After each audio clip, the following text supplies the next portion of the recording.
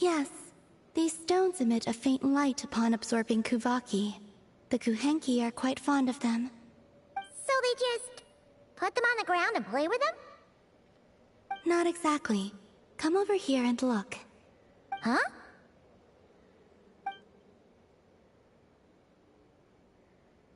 Ooh, it forms a picture when you look at it from above. That's right. I need to go collect some more. Oh, so you're heading out? Yes, I know just the place. It's graced by the moon, so these kinds of stones are abundant.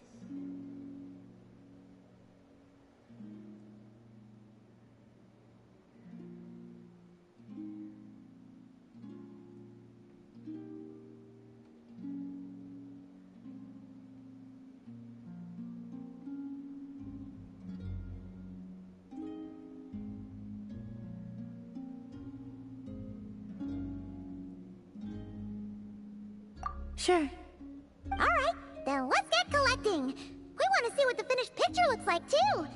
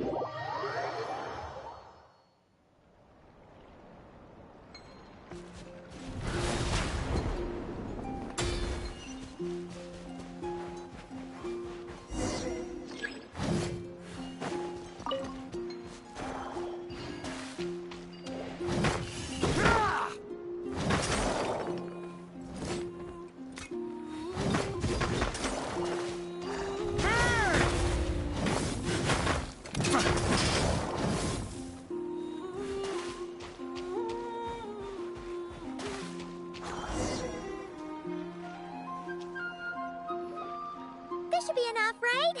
Feels like we grabbed a whole bunch. Come on, let's head back. Can't leave that artwork incomplete forever, right?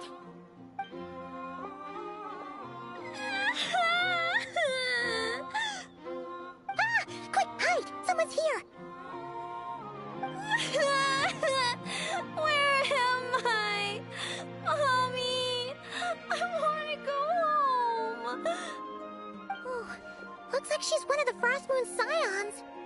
Is she lost? You will? Yeah, of course. She sure looks like she needs it. The Frost Moon Scions are deeply wary of outsiders, correct? You have no antlers. The hour is late. What if you scare her off instead? Okay, that could happen, but we can't just do nothing.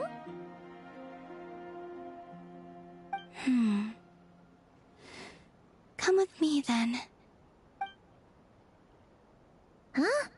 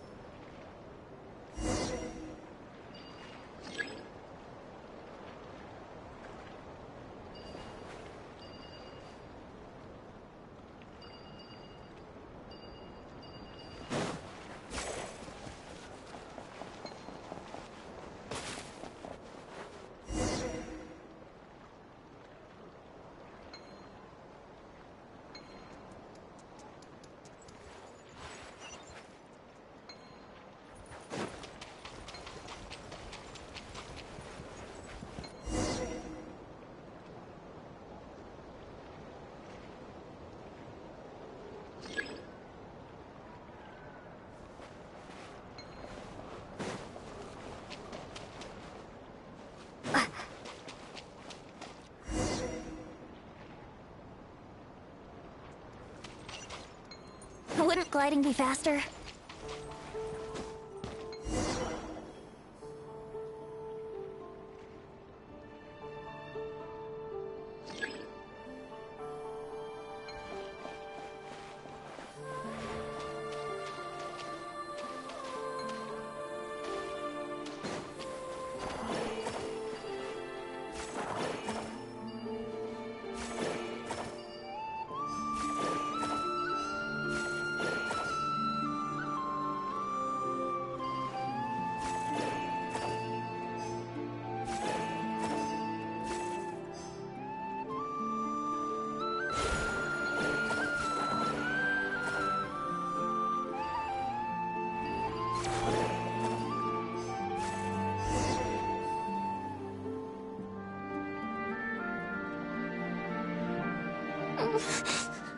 Huh? What's this? It's so pretty. That should do it. And off she goes. That trail of stone should lead her back to the Frostmoon Enclave.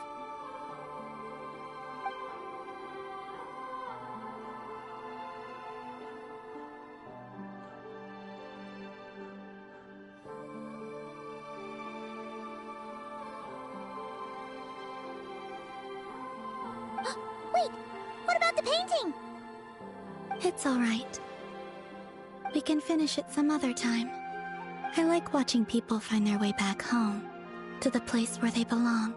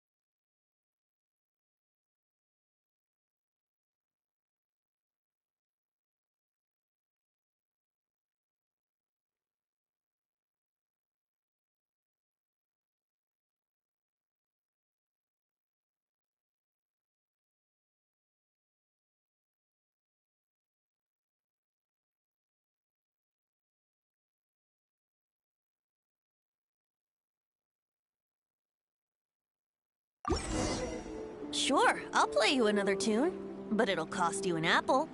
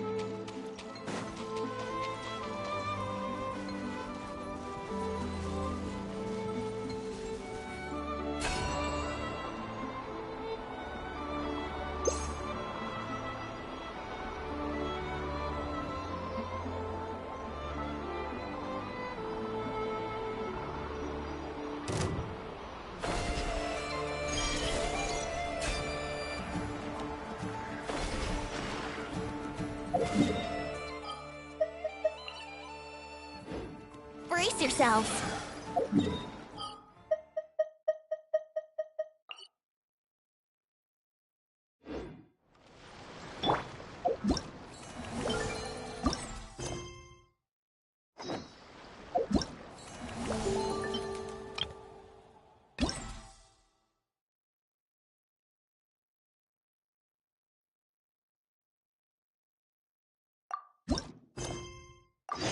Huh?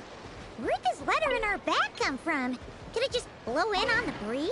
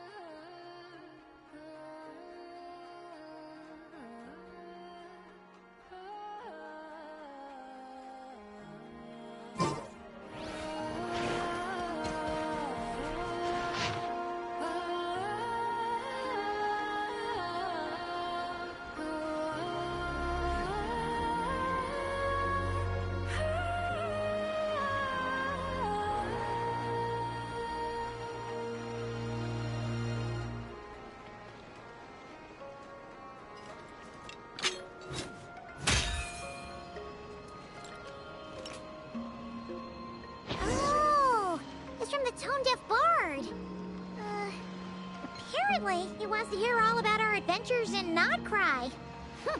Maybe we can get some tasty treats.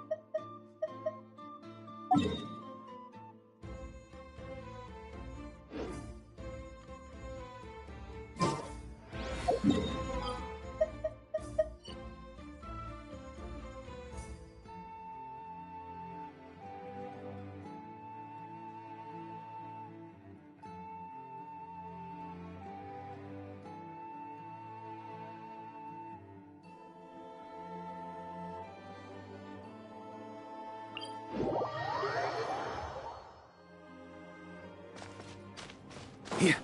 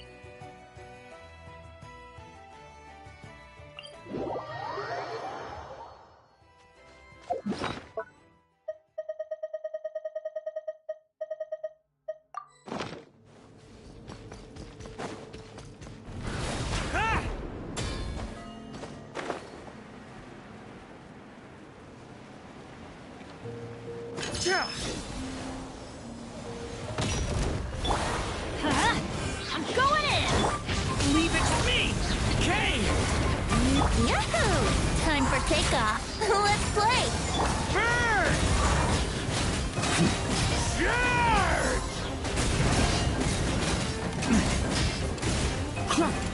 That's gonna leave a scar. Everybody stand back! Leave it to me!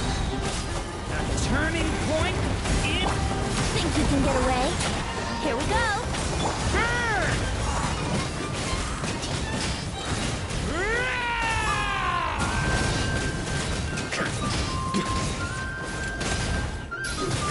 Shred 'em!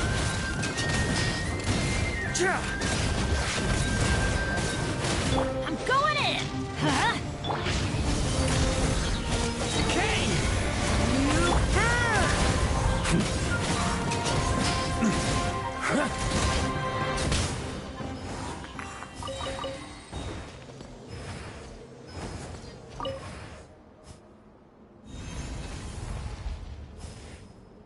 Is this the power of the Wolf of the North? Strange. Though, I'm also getting more than just a hint of the Falcon of the West. Whatever it is, I'll get to the bottom of this.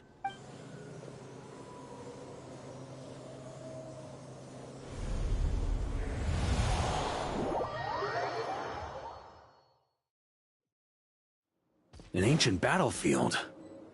Who could have sealed this place off? Leave now. Do not disturb their peaceful slumber.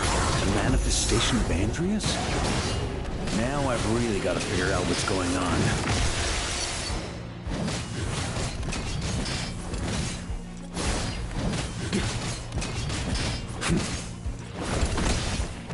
Stormwind!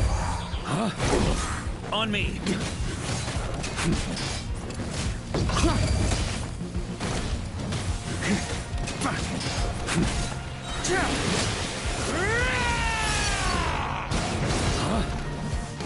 Stormwind! Stormwind!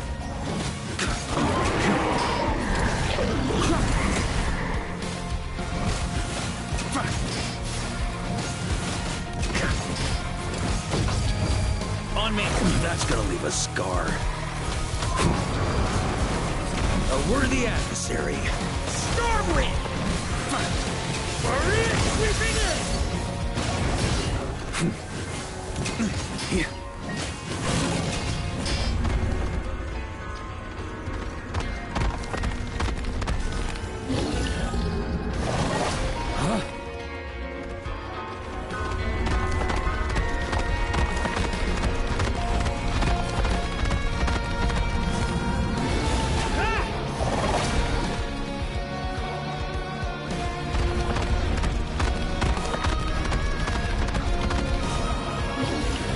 Try to keep up!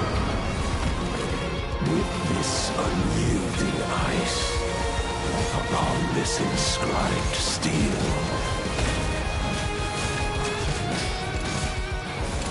On me!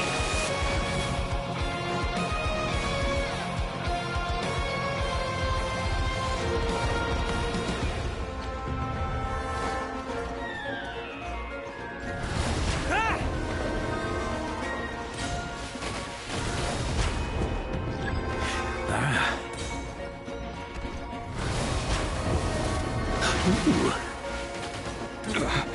take the unextinguished flame of battle.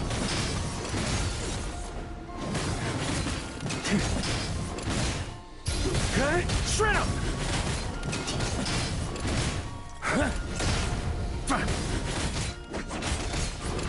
Stormwind! Yarr! Stormwind! On me! With this biting gale, here I mourn the lost.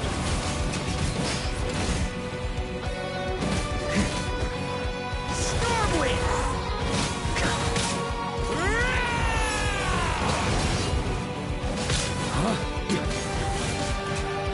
Stormwind!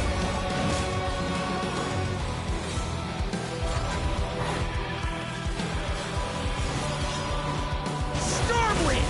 Continue your nightly journey.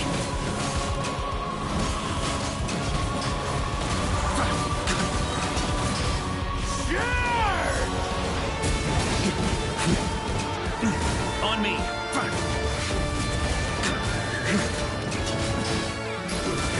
Shred 'em! Stormwind!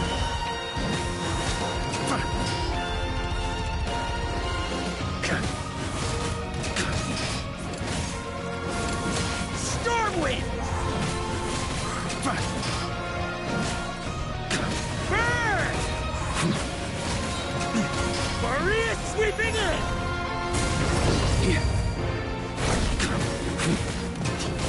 Thunder! Shred 'em! Stormwind!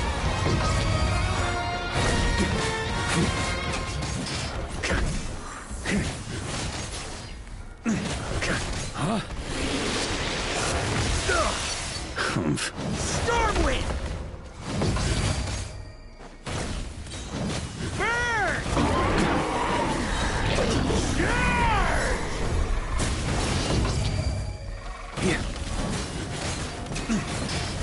Up the ante!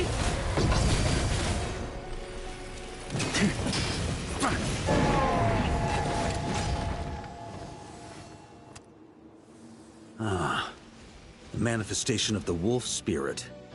A piece I didn't know about. Who left you here? And what are you guarding? Answer me. Tell me more.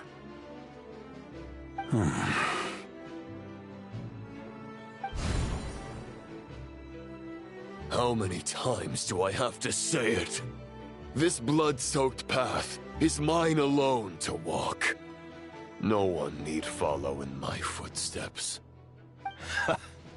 Then let's just call it fate. Who's to say we didn't just happen to be following the same path, all the way from Mondstadt to Notcry? A fate wherein we revere a certain knight who simply happens to have saved us countless times. Under such circumstances, could we be blamed for embarking on a similar path? Should we not fully understand, we would still stand by as witnesses, even if in the end there were only us few left.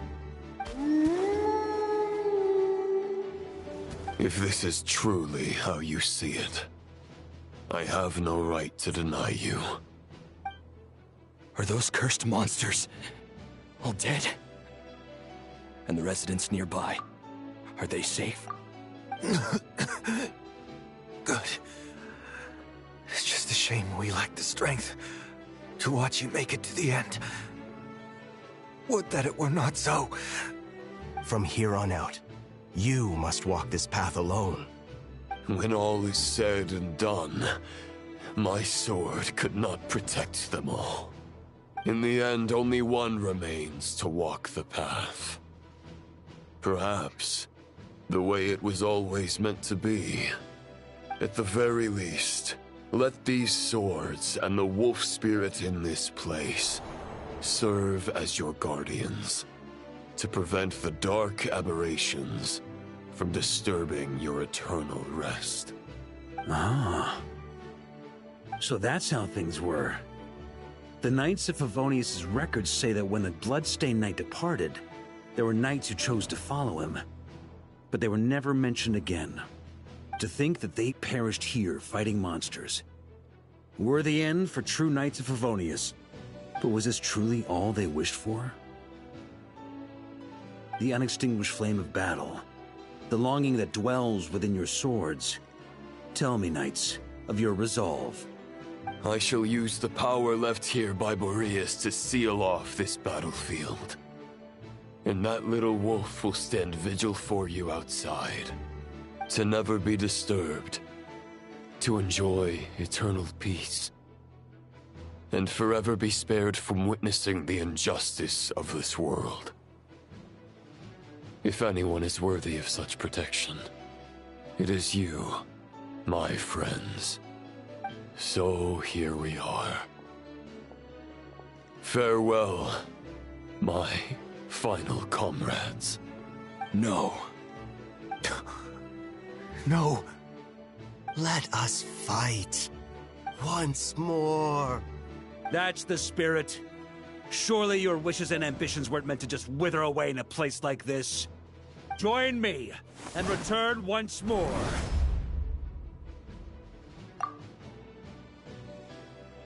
To battle!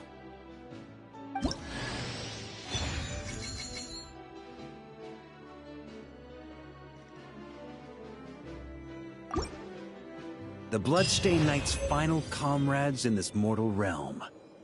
Once they were gone, I guess Roland really was on his own.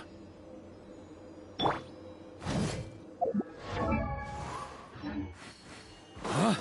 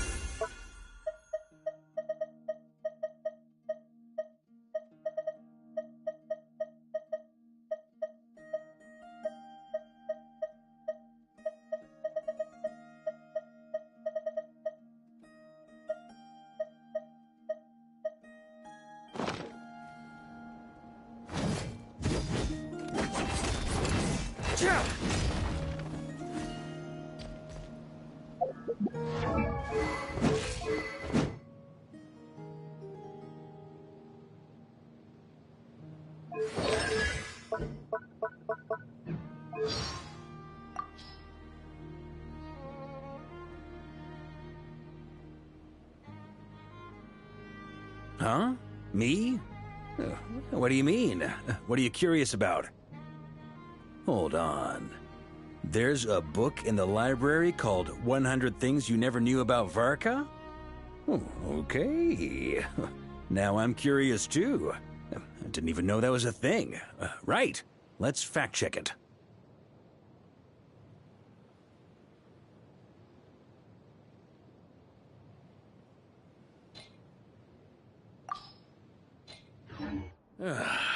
Sure feels good to get away from my desk. Now...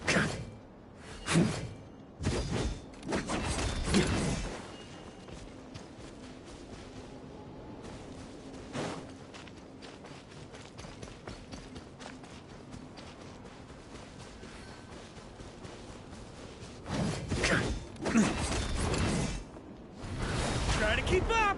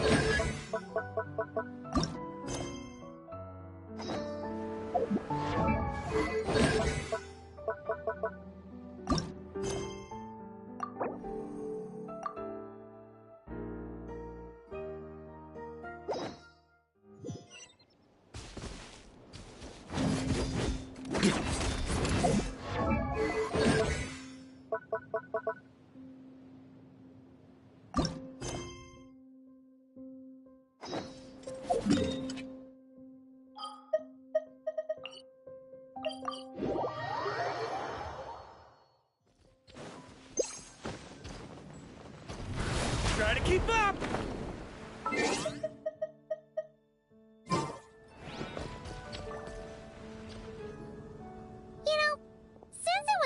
Who came up with the whole idea of holding a conference with the Hexenzirkel, how come we never found out what task they gave him? Let's see. Varka... Wait, why is it blank? Good point. Well, knowing what he's like, we better start by checking all the local taverns and restaurants. Still not here, huh? Looks like I'll have to figure this out on my own. Hey, Varka! We wanted to ask you about your task. Oh, hey there, Honorary Knight in Paimon. My task? What's all this about?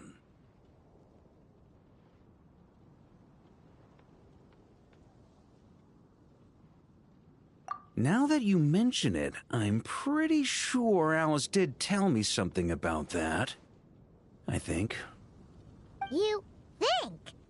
That conference of yours is why those tasks even exist in the first place. Ugh, anyway, Why is yours blank? If I had to take a wild guess, probably because it'd be too much for that little book of theirs to handle.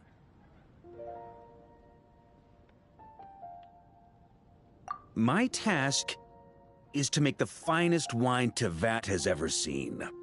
How's that? Too much? Trust me, this is serious business. See this new scar on my arm? That's what it cost me just to get my hands on the recipe. There I was, venturing into a deep, dark domain, battling some of the fiercest, most vicious monsters I've ever seen. Now, we're just 3 special ingredients short of finishing this thing. Honorary Knight, Paimon, would you be willing to lend me a hand?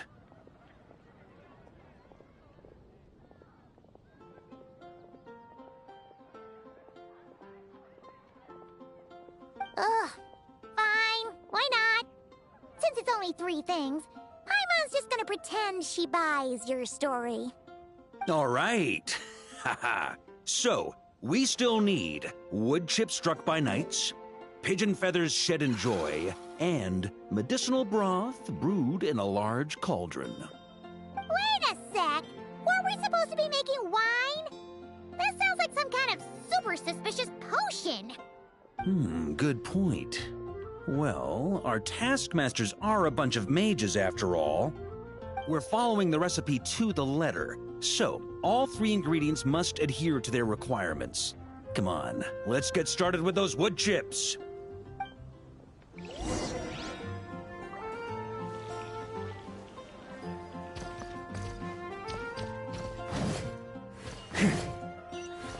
On me. Try to keep up! Yeah. On me. Yeah.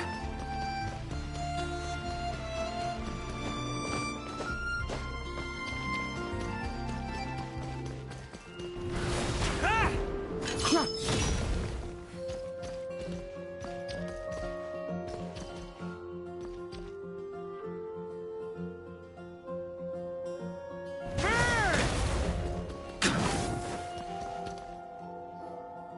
So, this is where we'll be getting those wood chips struck by knights, huh? Grandmaster! Honorary Knight! Are you here to train as well? Well, maybe not in a traditional sense, but we're here to pursue a goal, so I guess that counts too. You're already so skilled, yet you still strive for perfection. Please train however you like. I'll be taking notes from the side.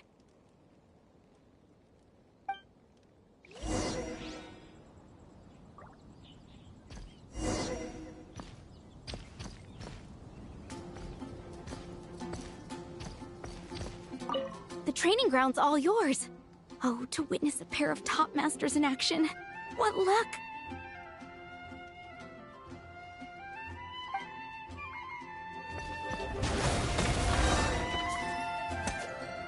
Whew. Paimon had no idea the Knights of Favonius had training dummies this huge. My father made this a special collector's edition. I'm sure it'll prove worthy of your skills. Ha-ha! Then let's give it a shot. The training ground's all yours. Oh, to witness a pair of top masters in action. What luck!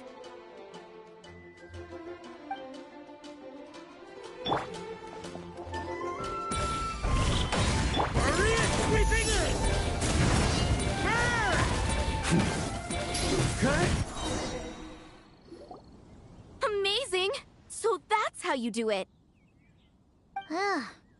Why does Paimon feel like she's heard that reaction like 100 times before? Yeah, this'll do. The shape, the texture, the quality. Brilliant. How you can tell one wood chip apart from another is beyond, Paimon. Whatever, as long as you're happy. Next up, those pigeon feathers shed in joy.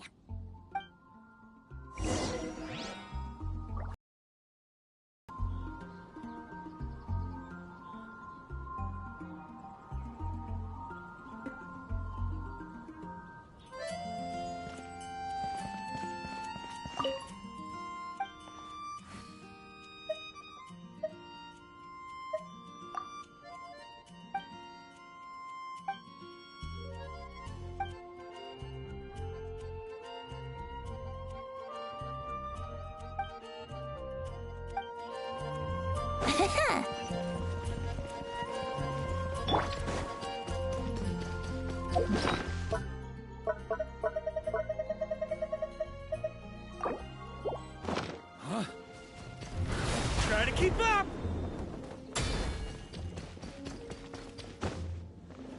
Yeah.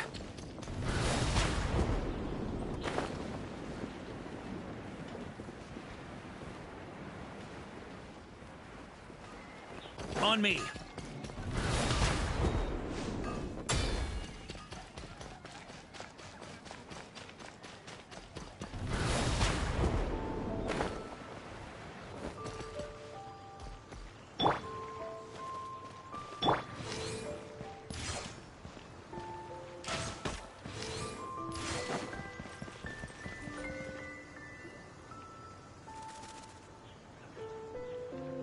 Hey! You scared off all the pigeons! Grandmaster? Hey, if it isn't little Timmy! Grown up quite a bit, haven't you? Been eating well? Yes, sir! I always remember what you told me. That I've gotta eat well and exercise hard if I want to grow up big and strong. Well, guess that's the Barker effect. Honestly, Paimon would be shocked if there was a single kid in this city who didn't look up to our living legend over here. Sorry for scaring your pigeons away. I was actually gonna ask, is there a way to approach pigeons without spooking them, while keeping them happy at the same time? To be honest, I usually walk up to them quietly and scatter some feed. Boom! That's it! Say, you got any extra feed on you right now? I do have quite a bit, but... Grandmaster, what are you planning to do? Don't worry, little man. We just need to borrow a feather or two. You have my word. All right then, no problem. And thank you, Grandmaster.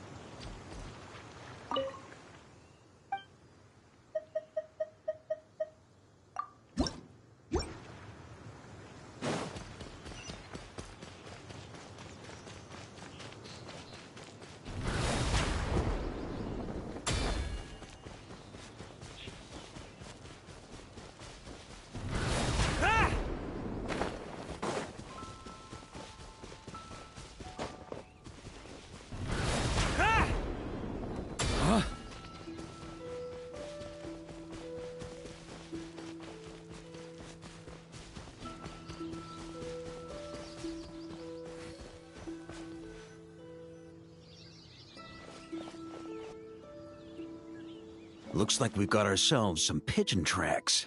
Let's wait here. When they appear, walk up to them quietly and scatter the feed. But make sure not to hurt them. Ready?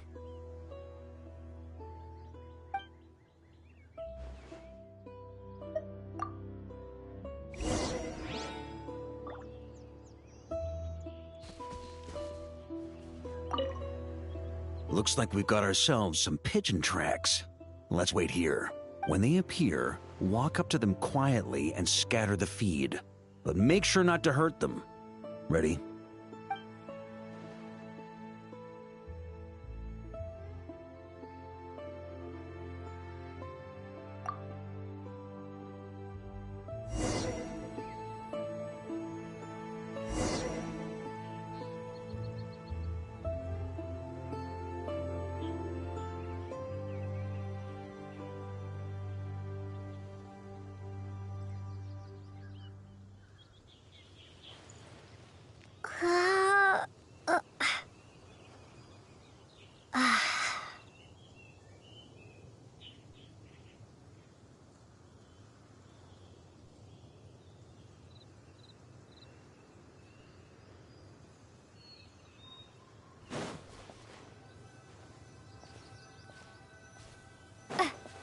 Hey, you scared them away.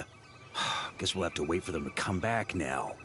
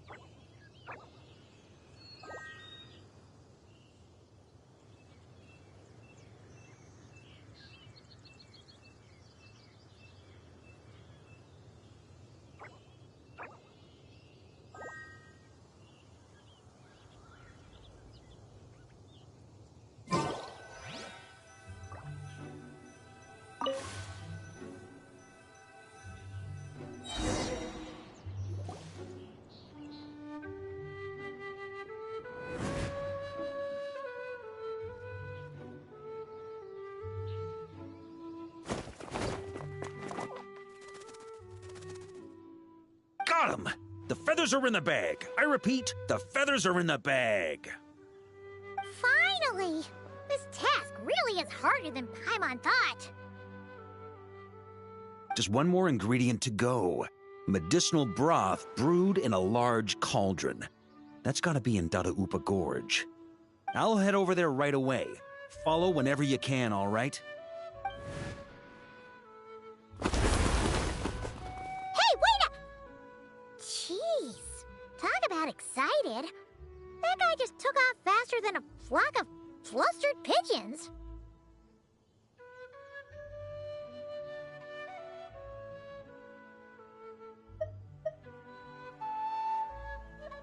Oh, that old booze hound. Ah! Diona? What are you doing here? And why were you hiding? I'm only here to pick some fruit, I swear. Just didn't expect I'd run into that piece of work all the way out here. He's been bugging me non-stop lately, trying to talk me into making him some drink again. I got so sick of it that I've been avoiding him whenever I can. So, you know how he returned recently with some of the expeditionary force, right? Well, guess what? Practically the first thing he did was swing by the cat's tail for a celebratory drink or two. Seriously? Paimon thought they'd have just stayed back at the Knights of Favonia's headquarters.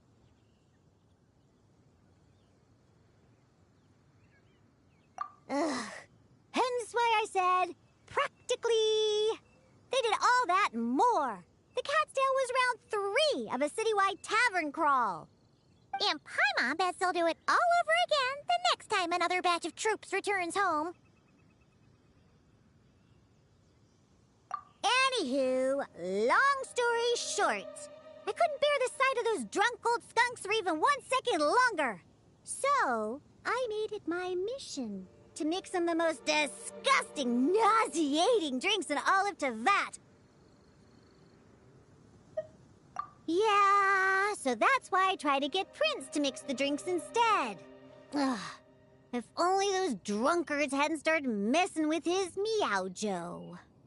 In the end, Prince ran off before he could finish. At least he gave that old boozer a nice big scratch on the way out. Ha ha!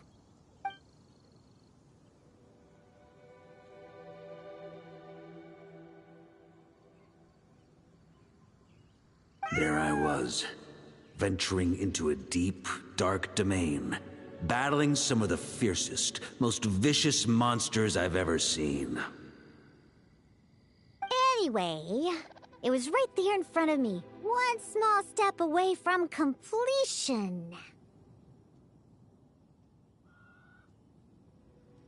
Yeah.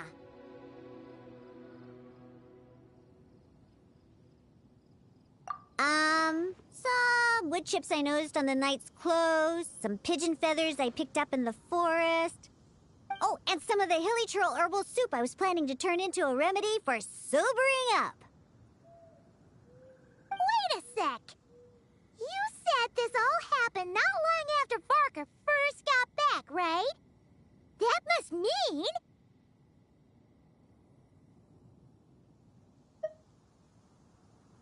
Uh-oh. This could be bad. We've got to go stop him before it's too late.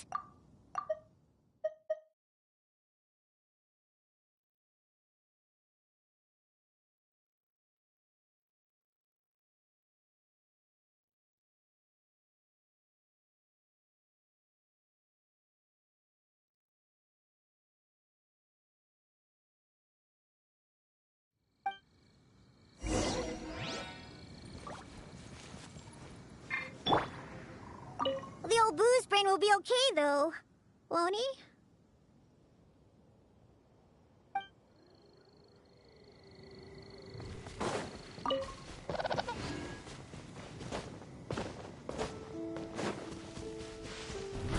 Try to keep up! Yeah.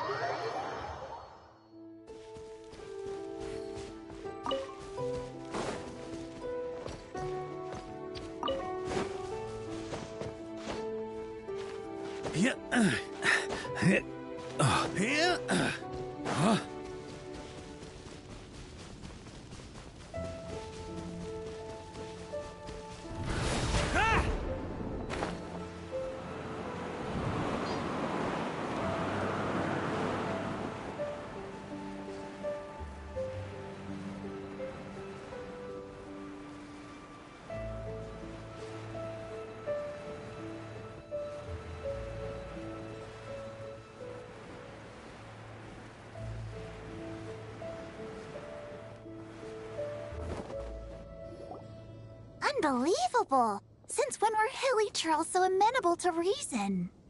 Ella! You haven't seen Varka around here, have you? As a matter of fact, yes I have. Just now he went off to borrow a large cauldron from the hilly trolls. And get this, they gave it up as soon as they saw him. The weirdest thing was they barely exchanged any words at all. I just don't understand how it all went so smoothly. Could the Grandmaster know some hilly troll body language that I'm unaware of? That's not the point here. Anyway, where is he now? Right over there. Finally, it's done.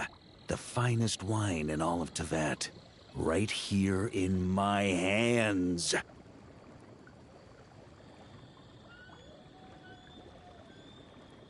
Oh, hey, gang. You finally made it. Those hilly trolls just now were surprisingly reasonable. Didn't expect this to go half so smoothly. Ha! Anyway, time to find out what this bad boy tastes like. Huh? You want to taste it first? Dream on, kid. The honor of the first cup's mine. Don't worry, I'll leave some for you.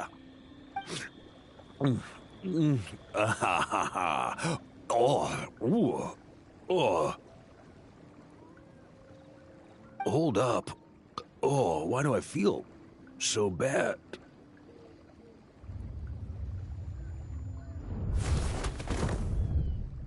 Varka! Are you okay? Varka! Varka!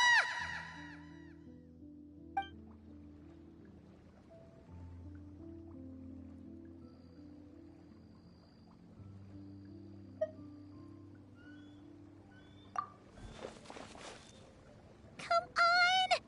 You didn't defeat a god just to fight the dust here! For a moment there, I could have sworn I saw all the previous Knights of Berea standing right here in front of me. Ooh, either way, I need a moment to digest it all. Oh, both the drink and the lesson too.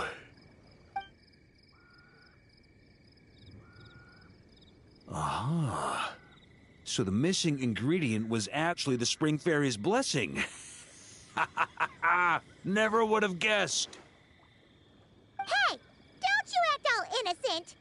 You still owe us one for trying to pull the wool over our eyes! Sorry.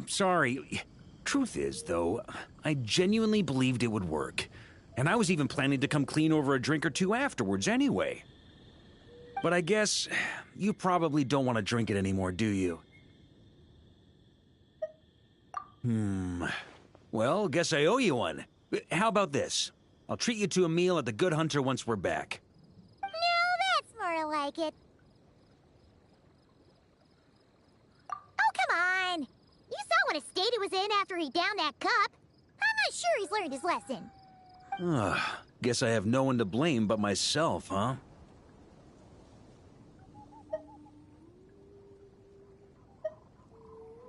Haha, well, I was gonna save that story for the tavern, but I guess the open air will have to do. So, you're giving tasks to everyone in Mondstadt, huh?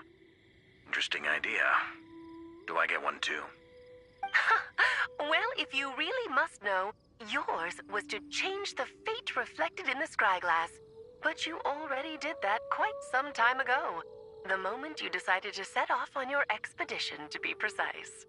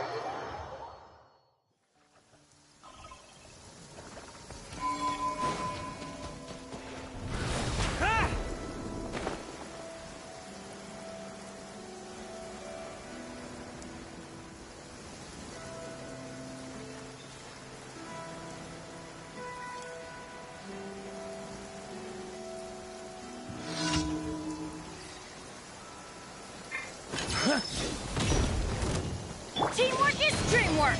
The story has only just begun! Yahoo! Time for takeoff. Intel, you're pretty sharp.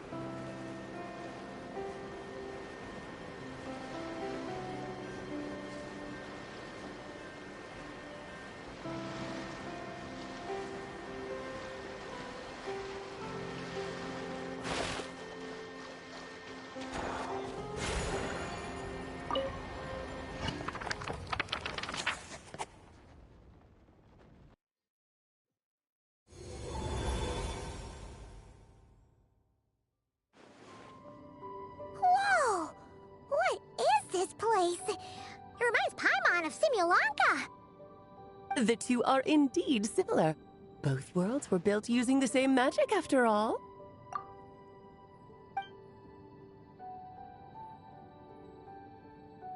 Aha! So it is Alice!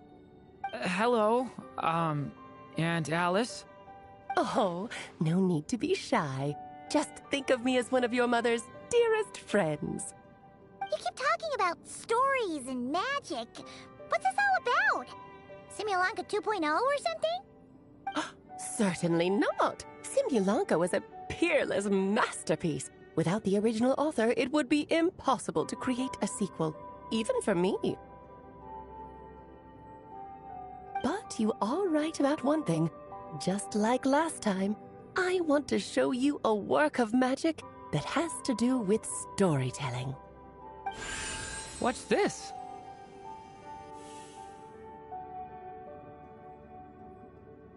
This is your mother's dying wish?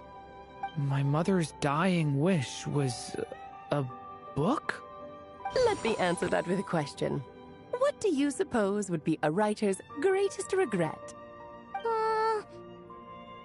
Have you ever read a book called The Little Witch and the Undying Fire?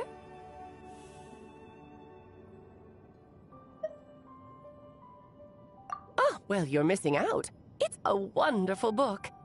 It began as a little game at our tea parties.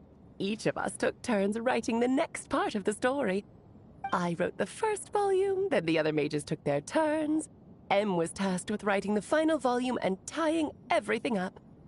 But by the time everyone had finished writing their parts, Em had passed away. Oh, it was a terrible shame. A true tragedy. And that is the answer to my question. A writer's greatest regret is to leave a story unfinished.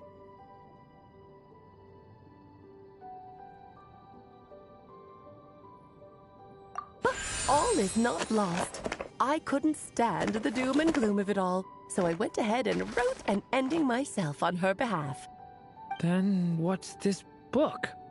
This is the answer your mother gave to the same question.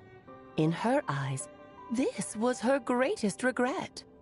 She made me promise that I would bring it to you, because she believed the only person who could resolve this regret is you. So my mother's greatest regret is another unfinished story? You could say that. And I guess resolving the regret means finishing the story? That's one way to put it. Oh, is a straight answer too much to ask for? Her answer was quite the opposite of what I'd expected. But oh, how touching it was. I'd love to tell you what she said, I really would. But that would spoil the plot, and we can't have that. Spoilers ruin everything. Oh.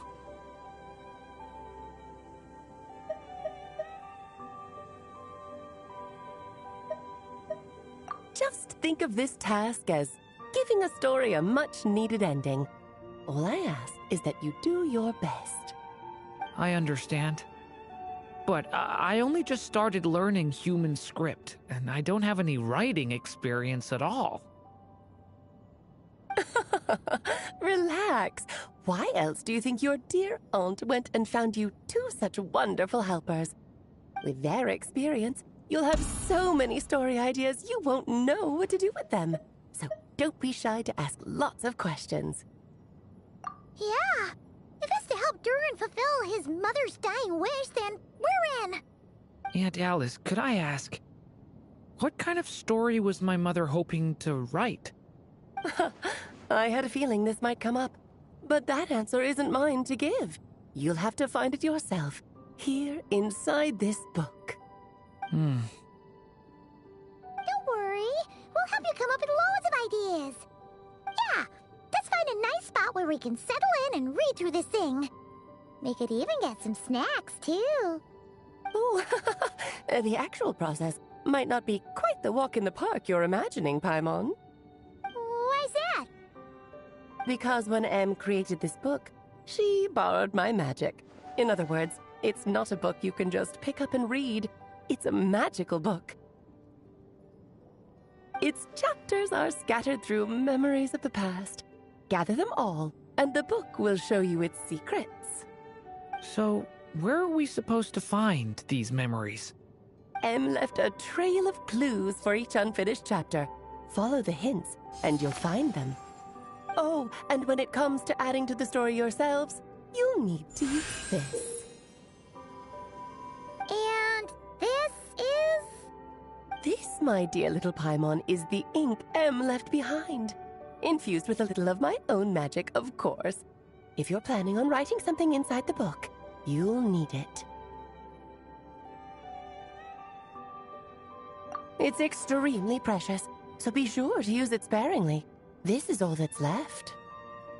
So we need to search for the memories and keep an eye on how much ink we're using. It just had to be a wild goose chase, didn't it? Perhaps it's just another form of storytelling. Em was ever so creative when it came to things like that. Just think of it as a little challenge your mom left behind. Who knows? There could even be a mysterious prize at the end of it all.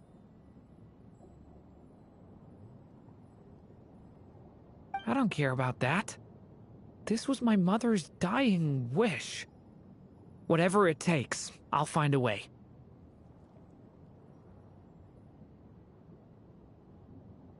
Yep. With the two of us by your side, you'll be just fine. Okie dokie. That should be pretty much all you need to know. Ah, and once the story's complete, do let me have a little look-see, okay? I've read everything she ever wrote, so naturally, I can't miss this one.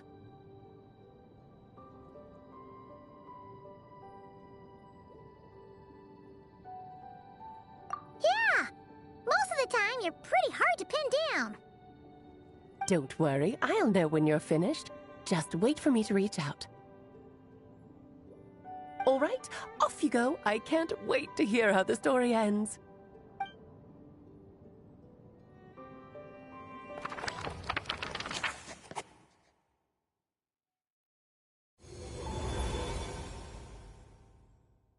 Oh, here we are again. Alice's magic really is incredible, huh?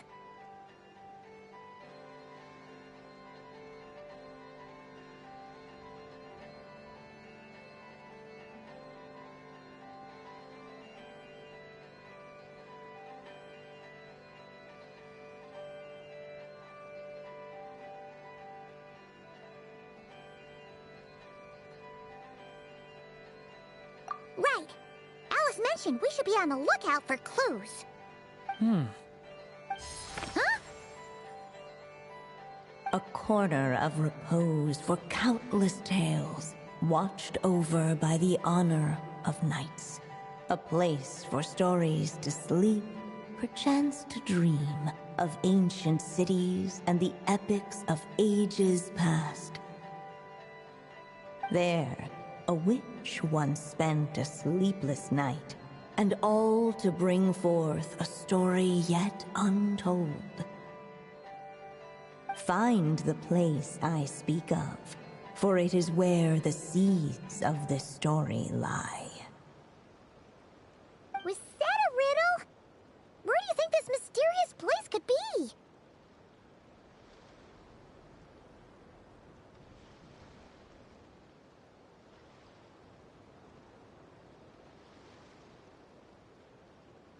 Hey, you might actually be onto something. Guess that means we need to head back to Mondstadt? I had a feeling that's where we would be headed.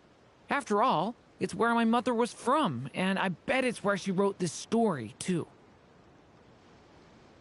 Yeah, that makes sense. Still, I feel bad about dragging the two of you along on such a long journey. Don't worry about it. We don't really have much going on right now, so we're all yours. Come on, let's go!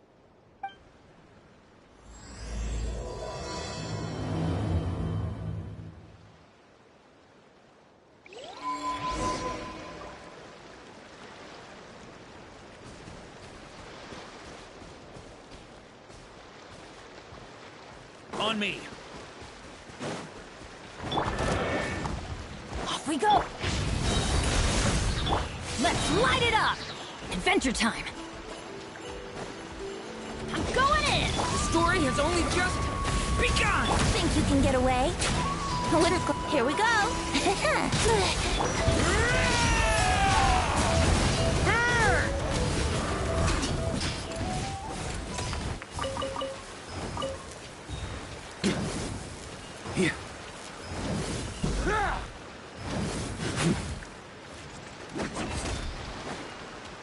On me.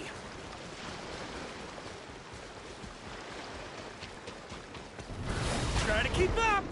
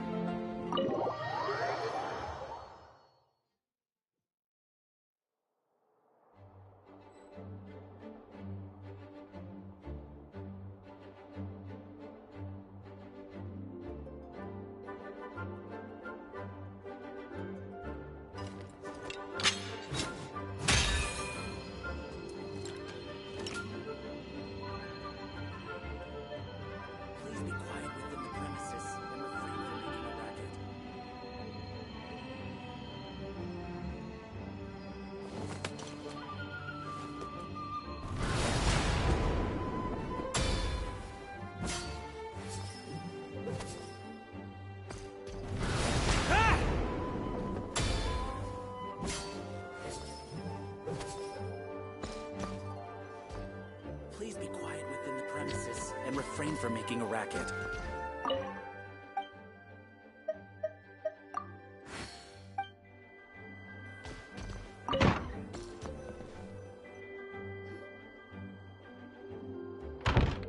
Back in the Mondstadt Library, huh? Talk about a trip down memory lane. So we're supposed to find the seeds of the story, right?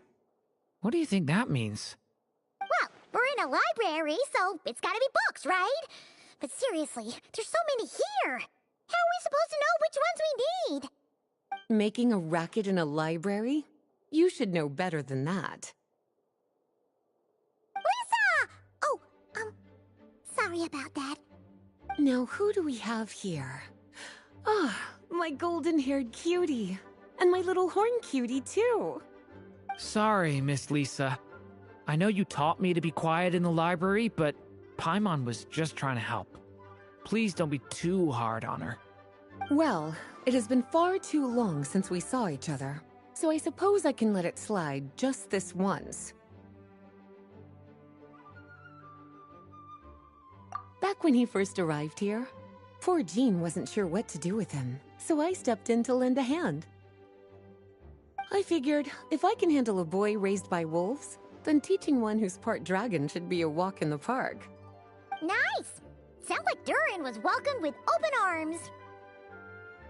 Why, of course. Now, let's save the reminiscing for another time. I'm sure you're here for a reason. Did you need to borrow some books? It's kind of hard to explain. Maybe you could take a look at this. Oh?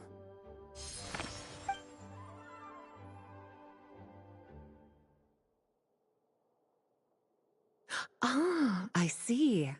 These so-called seeds of the story must be the books that inspired its creation. That's just how it is with stories. They grow out of the tales that came before them. And that mage, I can almost picture her here, hundreds of years ago, scribbling away at one of these very desks. But we don't know anything about this story. How are we supposed to figure out which books inspired it?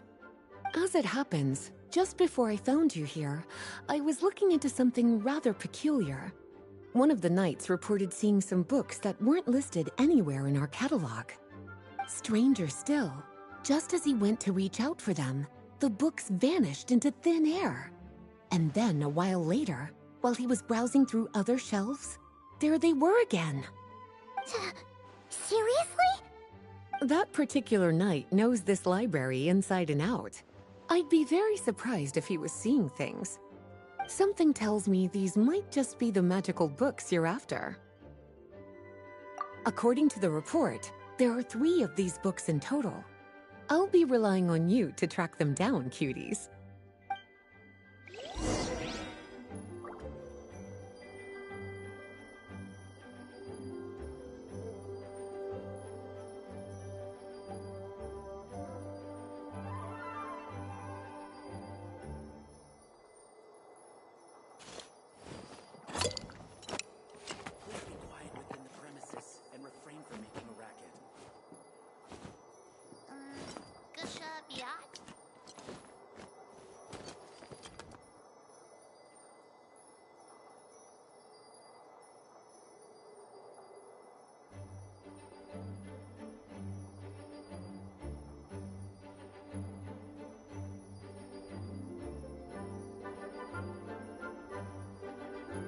Weapons need regular maintenance. Take good care of them, and they'll take care of you when it matters most.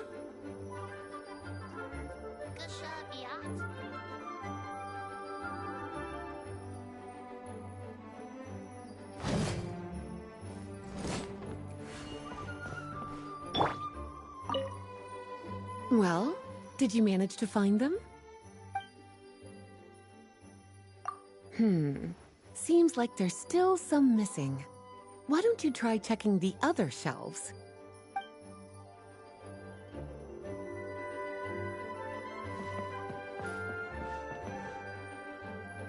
An experiment log?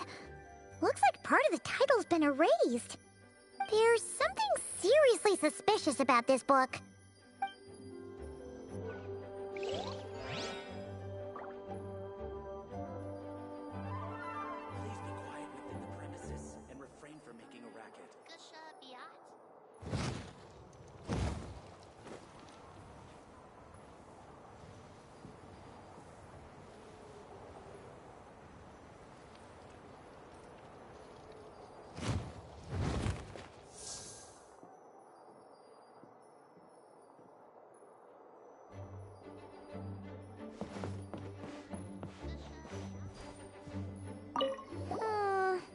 Let's hang on to this one for now.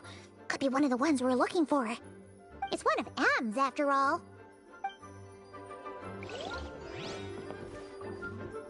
Please be quiet within the premises and refrain from making a racket.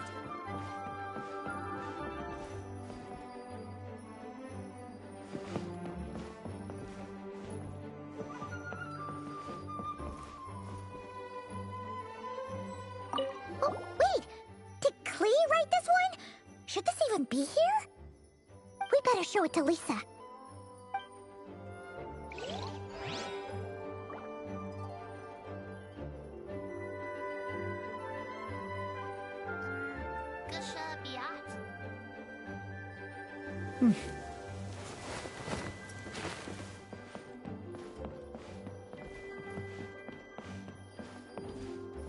Kinda looks like a poetry collection. But why is part of the title missing? Let's see what Lisa makes of it.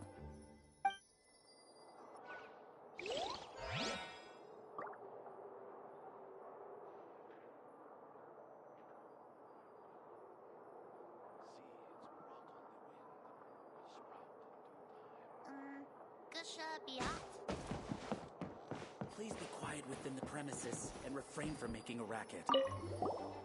Second strongest spell in existence. Do not show Klee. Wait, there's actually a book like that right here in the Mondstadt library? That title's just gonna make people even more curious. Huh. There's definitely something fishy about this one.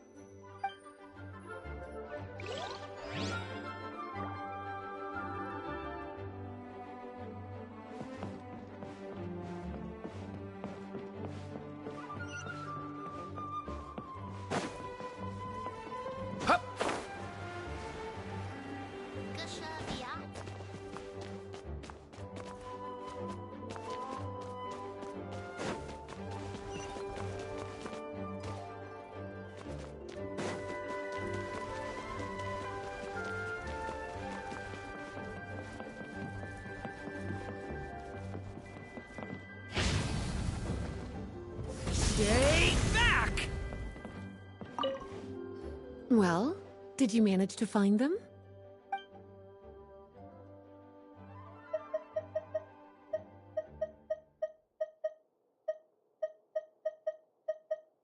Truly extraordinary, and certainly not the kind of thing that should be just lying around. In fact, Miss Alice gave strict instructions about it. So, it's some kind of book of spells? Paimon's guessing magic this powerful should be kept a secret. It's true. This book does contain one of Miss Alice's spells.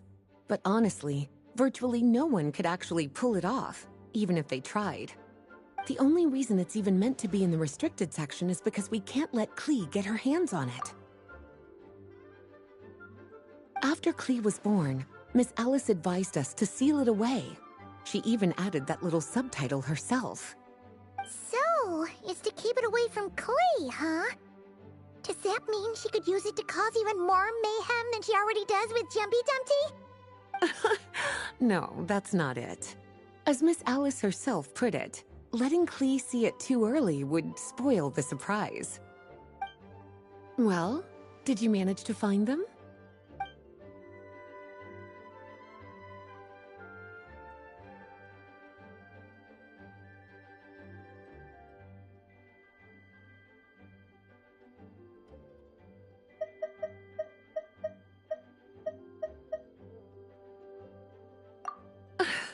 Well, it definitely shouldn't be here, but I'd highly doubt it's one of the books you're looking for.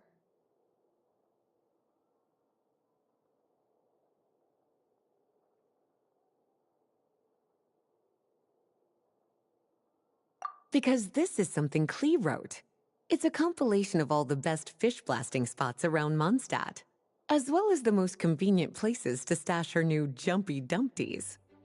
Of course, there's no way she'd get away with keeping a book like that in her bag. And she'd be in big trouble if Jean were to find out. Not only would the book itself be confiscated, but she'd be looking at a whole day in solitary confinement at the very least. Somehow, she figured out that the best place to hide it was right here. No place like a forest for hiding trees, huh? Now, every time it gets confiscated, she just writes a new one and sneaks it back in.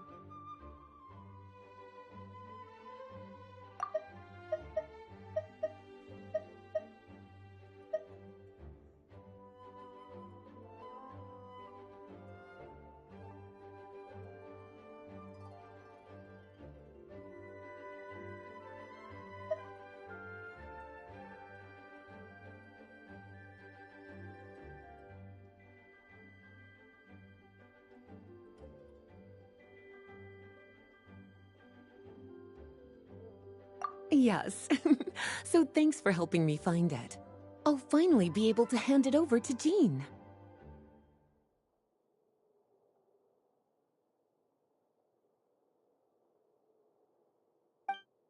Well, did you manage to find them?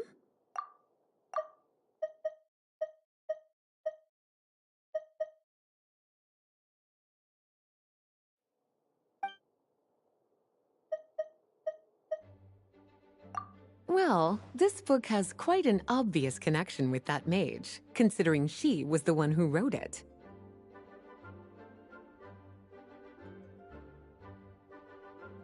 But as one of the library's classics, its presence here is hardly unusual. It really is a must-read, so if you haven't read it yet, that's your homework, cutie. Well, did you manage to find them?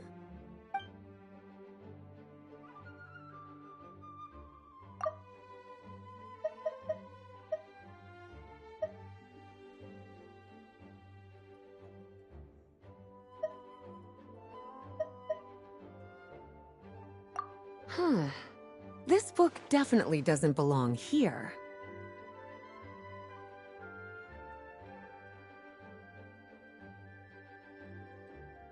Yeah, we can tell just from reading the title. Albedo was the one who brought it in. He suggested I place it on the restricted list and keep it sealed away. Why? He said it's full of forbidden alchemical formulas, some of which could even result in the creation of dangerous monsters. Apparently, the danger it posed was so great, he didn't even feel like it was safe to carry around or keep it in his workshop. Really? Definitely sounds like it shouldn't be here then. Still, if that mage read this book too, it must have been written a lot earlier than I'd imagined. Well, did you manage to find them?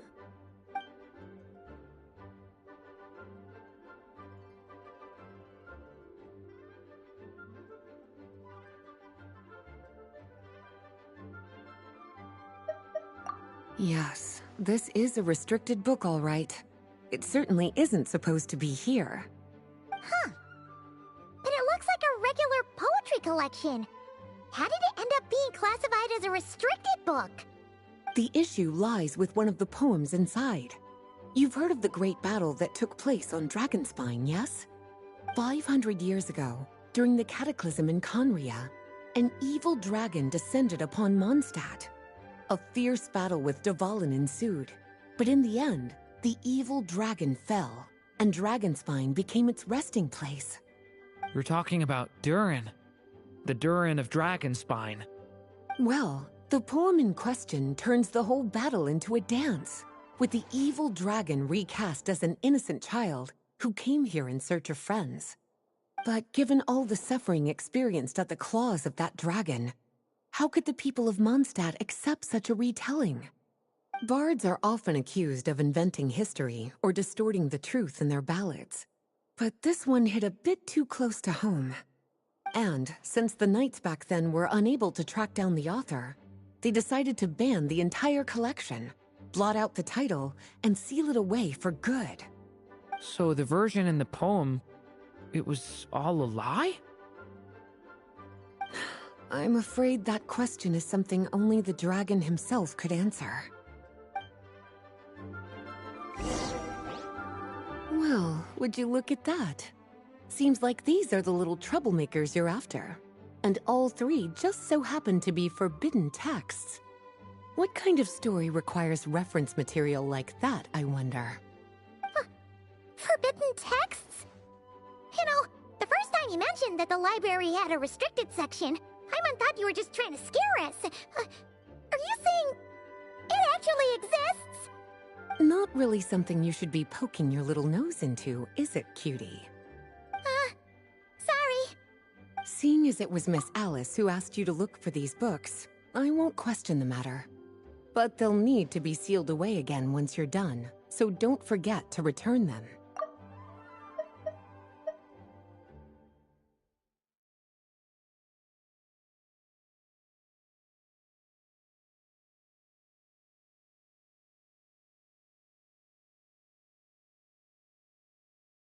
Don't worry, Miss Lisa.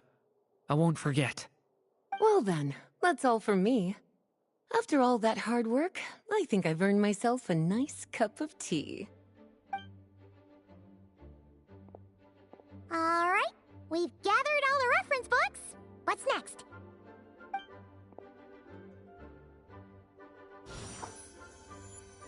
Wait, look!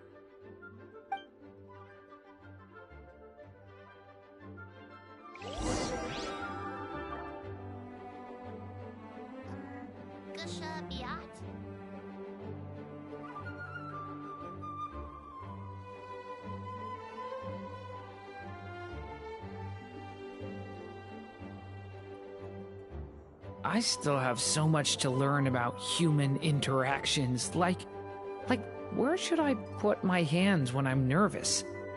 I just really want to make friends with everyone.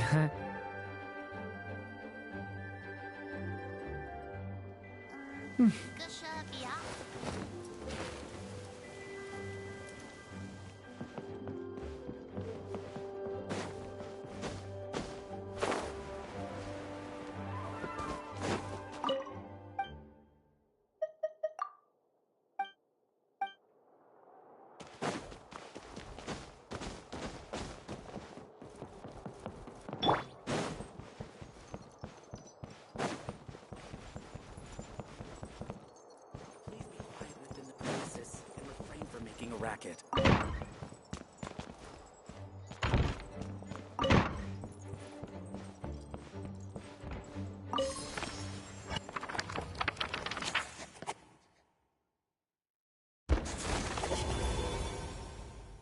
Long, long ago, an evil dragon descended upon the human world, bringing terrible calamity in its wake. Bravely did the people resist, until at last, the dragon lay slain. Later, a witch with a love for stories came upon the tale of the evil dragon, and for reasons she could not explain, felt a pang of sorrow on its behalf. For she knew, despite its body being born of wicked alchemy, all along, the dragon's soul was that of an innocent child. Right up to the moment of its death, it had no choice in becoming a vessel of calamity, nor could it fathom the cruel fate that lay before it. Though the witch had a love of stories, she was not pleased with how this one ended. No, that won't do, she thought. I'll write you a better ending instead. And so she set off to do just that, borrowing a little magic from her friend. With it, she wove a dragon's egg, resolving to rear a dragon child of her own. Yet long in thought she lingered, wondering what kind of world her little dragon ought to behold upon waking.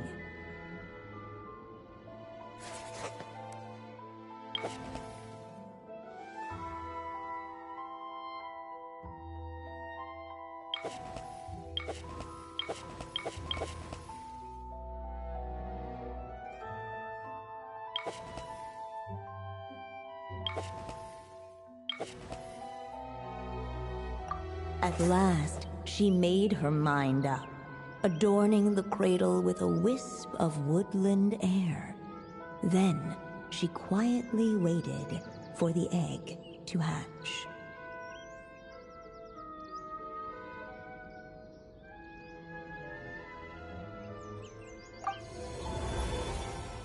Whoa!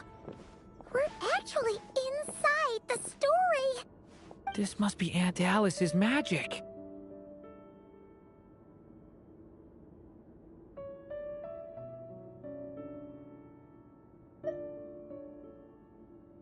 Yeah.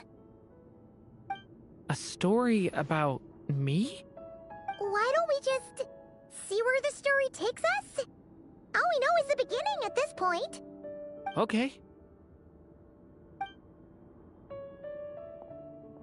And now a golden-haired traveler, a silvery sprite, and a dragon-born youth step onto the stage.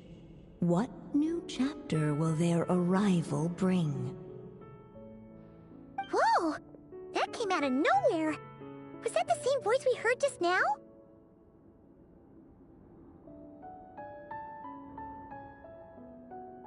Yeah. But why does it sound so familiar? I've missed this. It's just like the stories my mother used to tell me. You mean... Em? She used to tell you stories? Yeah, she loved it. Back when she was still alive. Sorry, we should focus on what we're here to do. So, now that we're in the story, what's next? The dragon youth wondered aloud. Yet all he could do was wait for the story to unfold.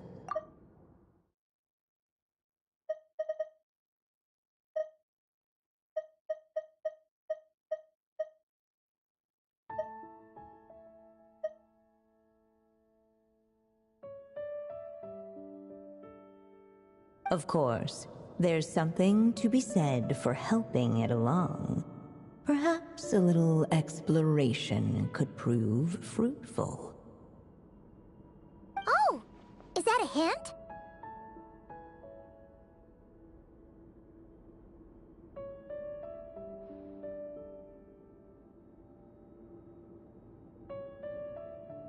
Yeah, I agree.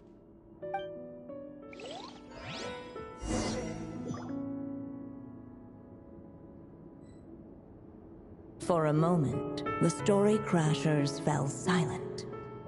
Perhaps waiting around wasn't such a bad idea after all. Yet those who never stray beyond the main plot often miss the fun little details along the way.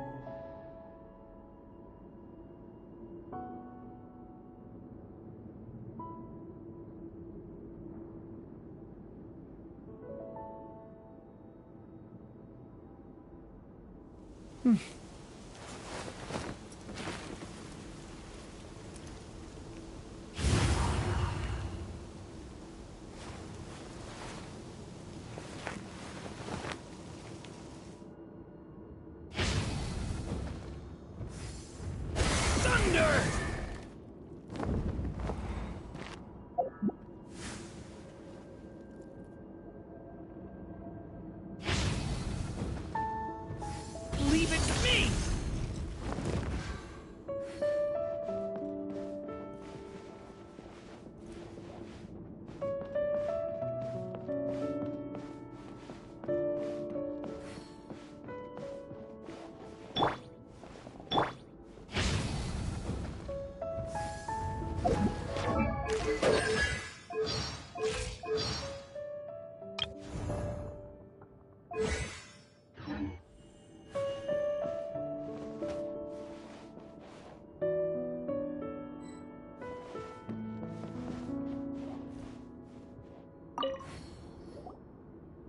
Dodoko doll is meant to be the witch in the story, right? Wait a second.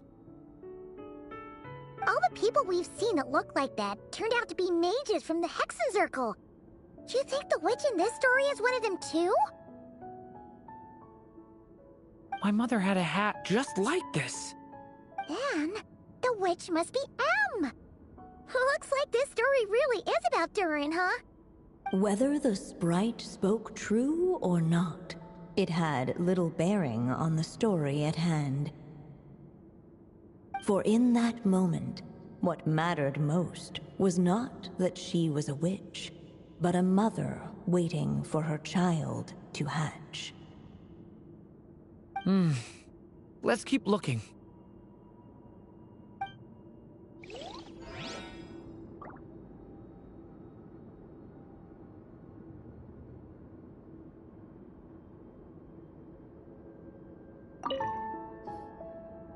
Dodoko, all the people we've... My mother had a hat. Then... Whether for in that moment, what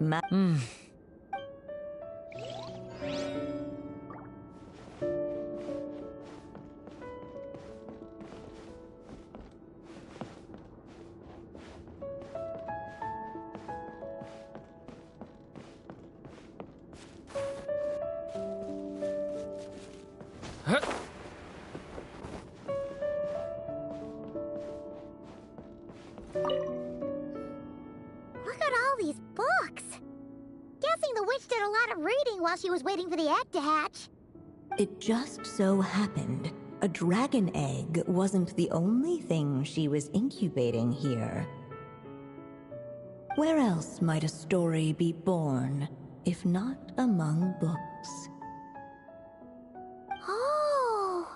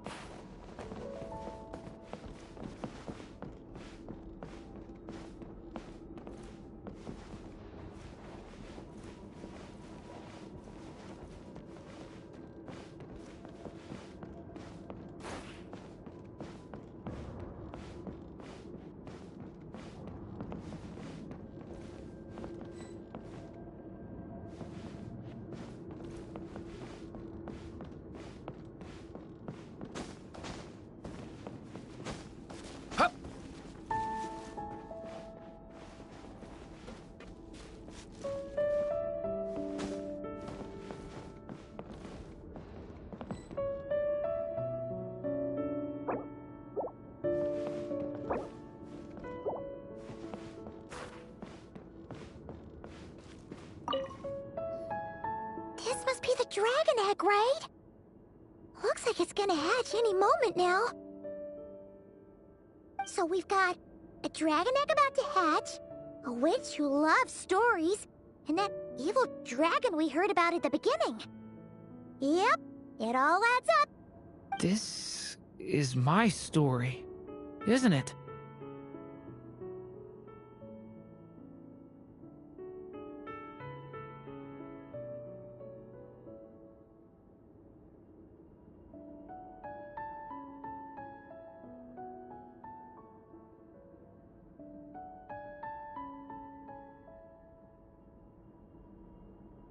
Okay, so how are we supposed to help the story along? It feels like all we can do right now is wait. Apparently, it hadn't dawned on the group to look for a way to help the egg hatch faster. Oh, right! We're at the point in the story where we're waiting for the baby dragon to hatch. So that has to happen before the story can continue.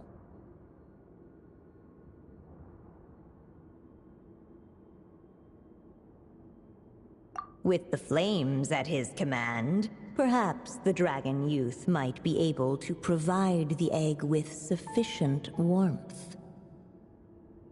What? You want us to roast the dragon egg?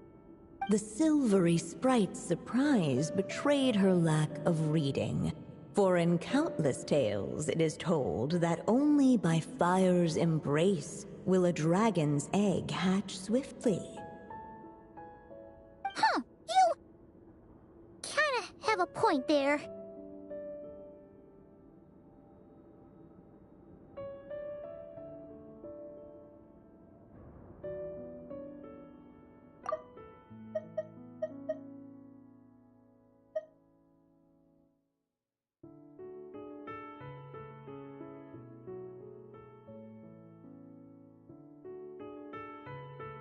Okay, I'll see what I can do.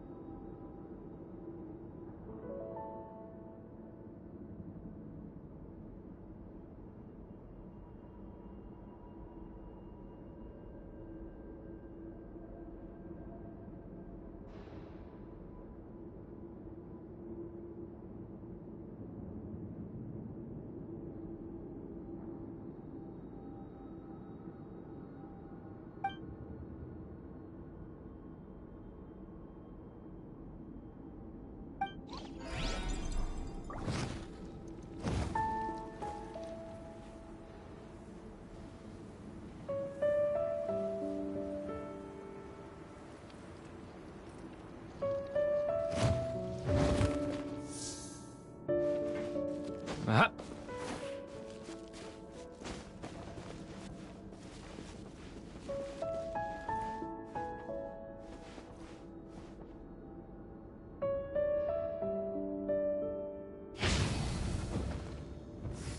Stay back!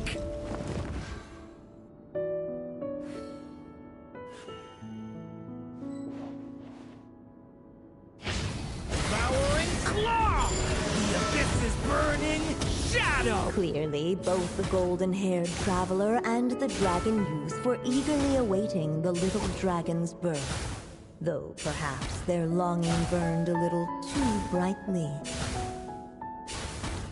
Still, such fiery anticipation might itself become a blessing.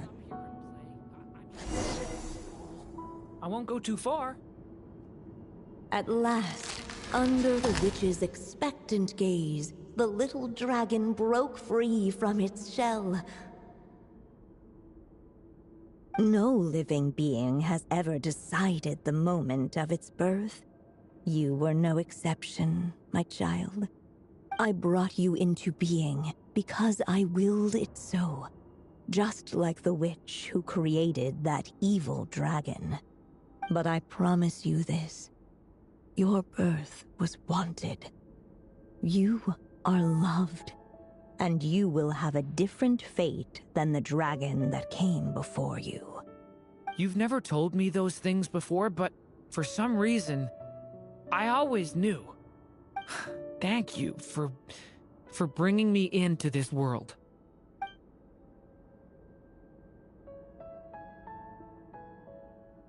The waiting witch did not feel lonely, for she had 3 visitors by her side. Together, they beheld the hatchling's first breath of life. Holding her dragon child close, the witch promised him a life unlike that of the evil dragon. And so, nestled in his mother's warm embrace, did the little dragon's story begin.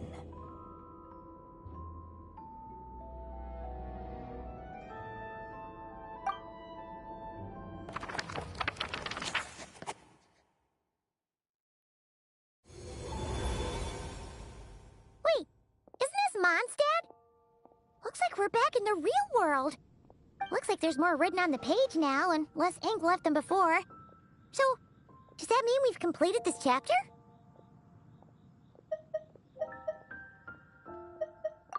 Yeah, but why does M seem to think that the story isn't finished yet? Durin broke free from the curse, came into this world with a new body, and even made a bunch of new friends. That already sounds like a happy ending to Paimon.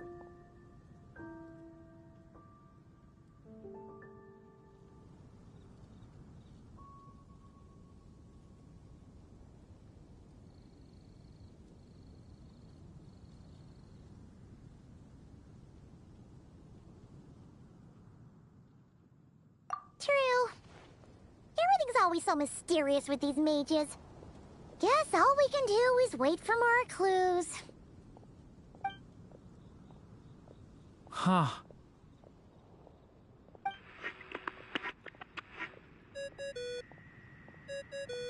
Is this thing on? All right, that should do it. Hey! That's Alice's voice! Hello there, children. If you're hearing this, you've stumbled upon the little recording I left for you. I thought you could use a few hints about how the book works. By now, I'm guessing you've already begun to leave your mark on the story.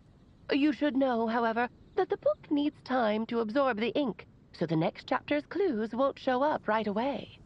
Wait, so even magic ink needs time to dry? The good news is, you can return to any chapter you've already completed and continue to explore the mystical, magical storybook world you helped create. Have fun, dearies. Toodles! Oh, man! Paimon was so ready to knock this out in one go! Maybe it's for the best. Sooner or later, we'll end up being whisked off to another world again, and if that happens, who knows when we'll be able to come back. So it might be good to take a break while we can. A break.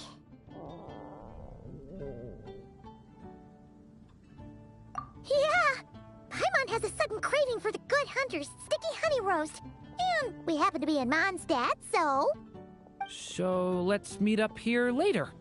I need to find Miss Lisa to return those books anyway.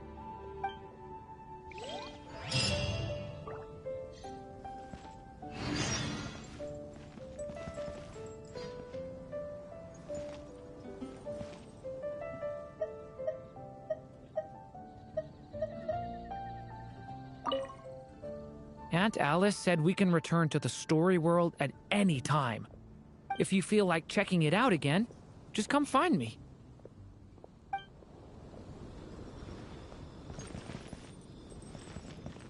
Where am I going to get them?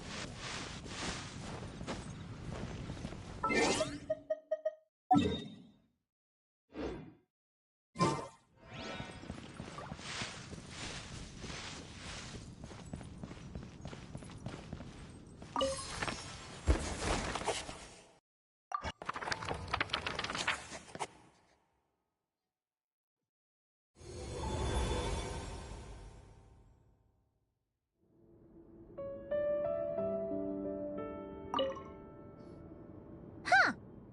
Paimon doesn't remember seeing this many manuscripts last time we were here. So, she wrote this many books even after Durin was born? Let's see. Weird. Is it just that Paimon hasn't read enough, or were none of these ever actually published? Wonder which story these are for.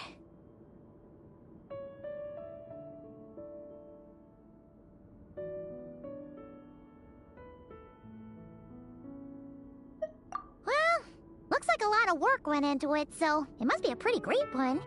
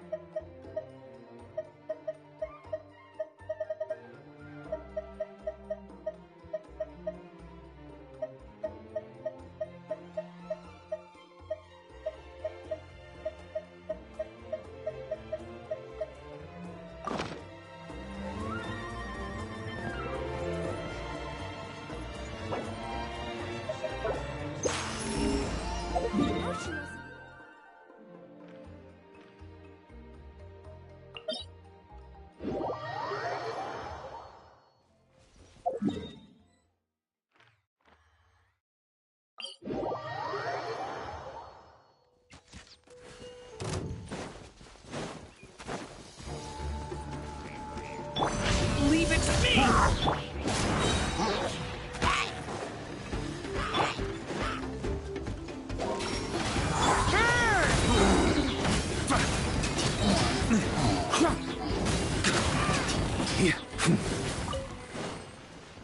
Huh?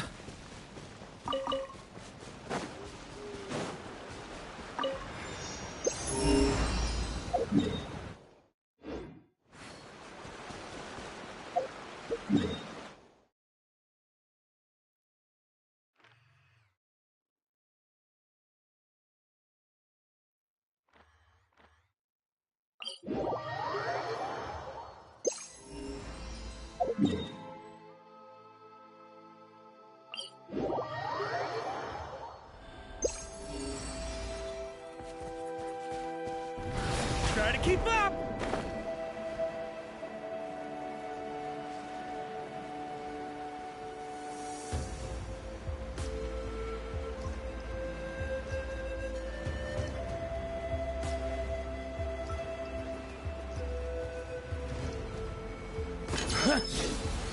Areola! Everybody stand! Stay! Yahoo! Time for takeoff. Brace yourselves.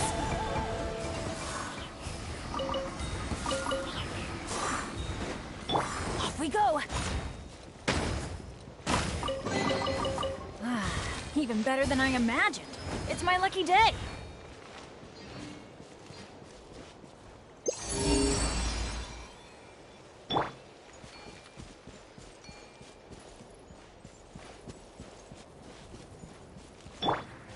On me.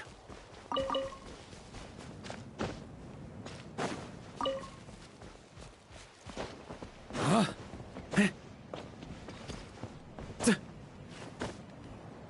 Yeah. Yeah. Yeah.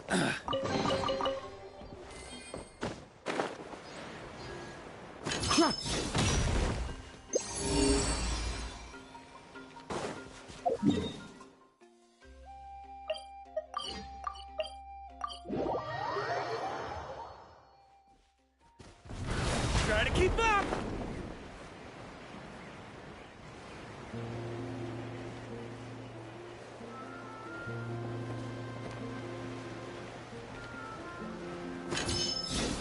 On me.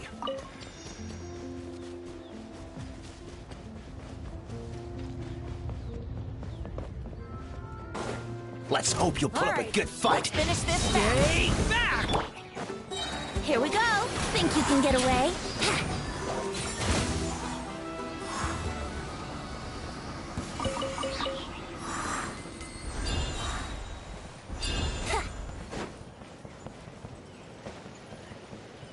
Yahoo! Hoo!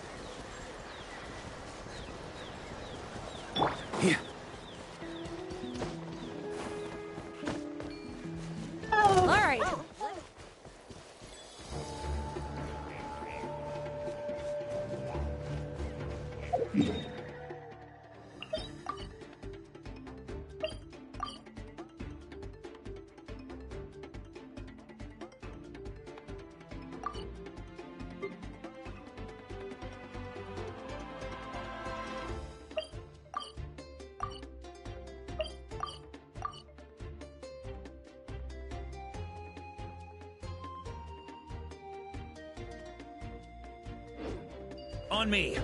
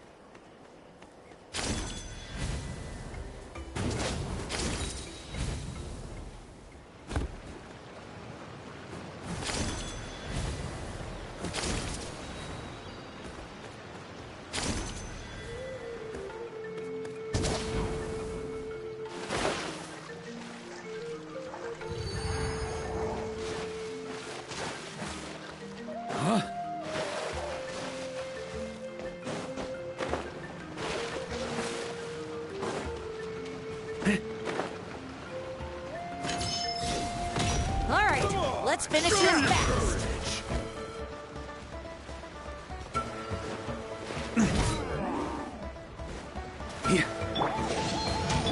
Time for takeoff. Yahoo!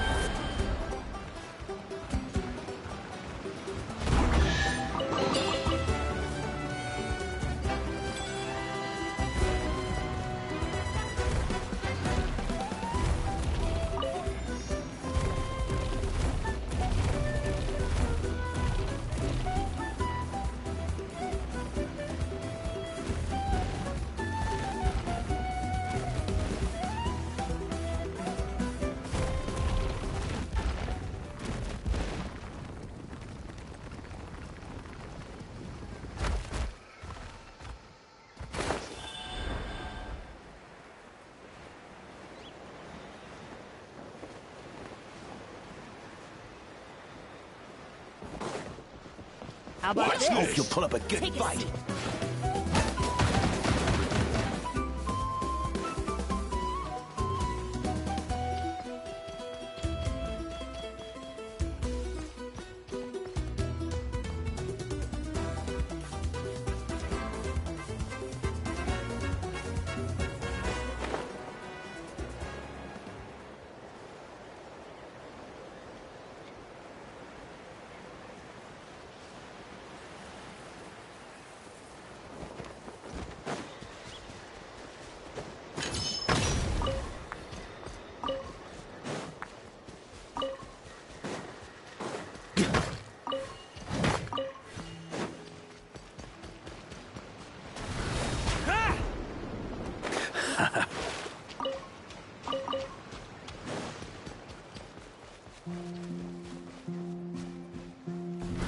Try to keep up!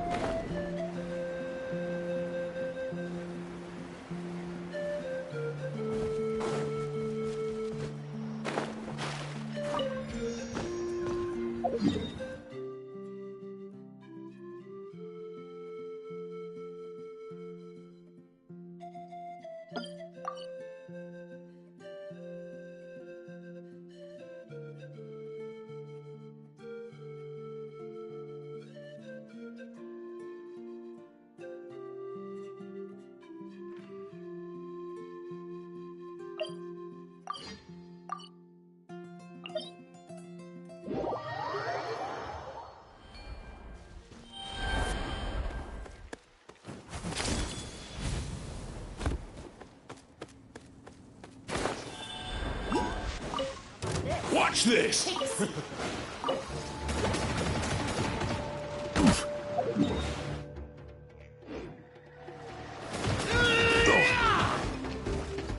On me! Let's hope you'll put up a good fight! Teamwork is tricky! Story has only just... Here we go! Think you can get away? Stick around!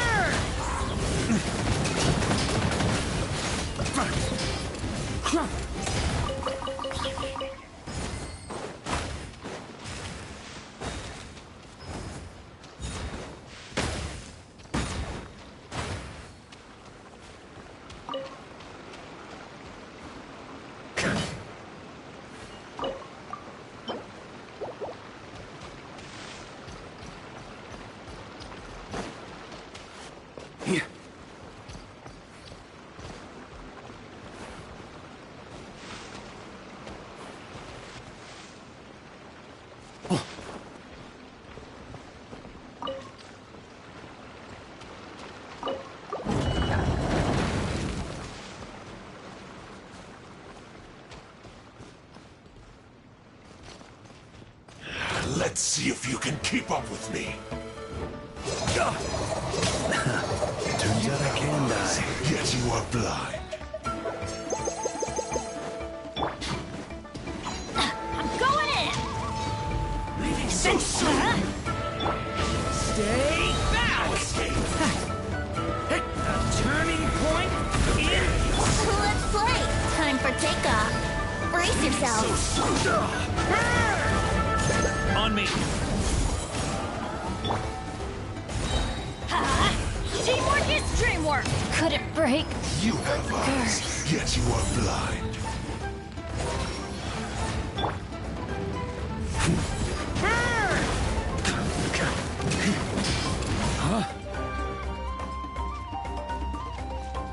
Prepare yourself. Thunder! Look after Mondstadt for Yet me. you are blind.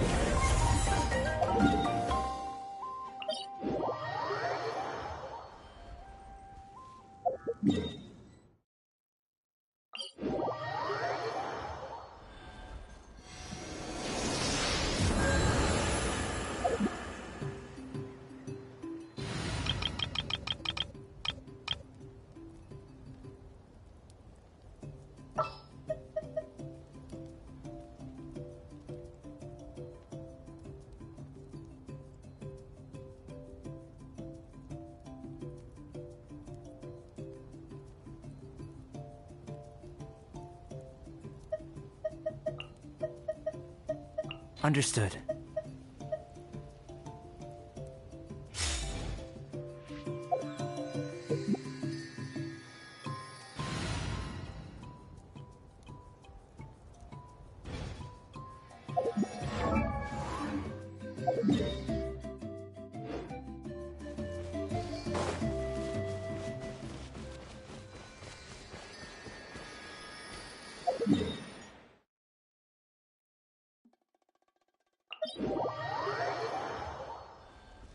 On me!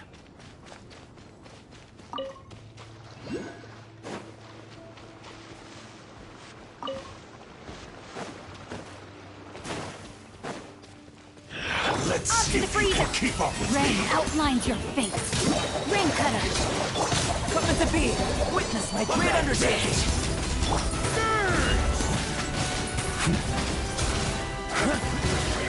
Up the ante!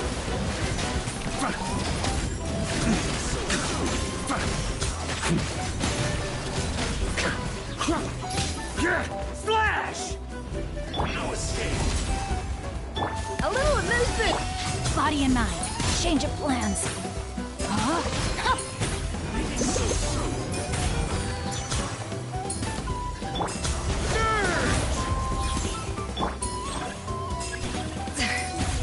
Adaptive frosting! In over my head.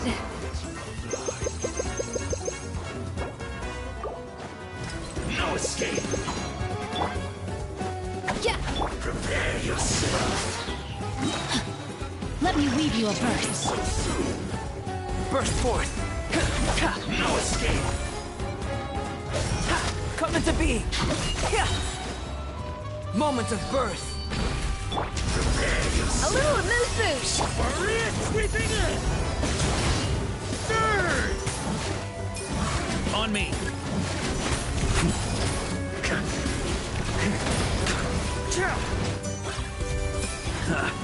Time to... No, my sword! Body and mouth. This! Third!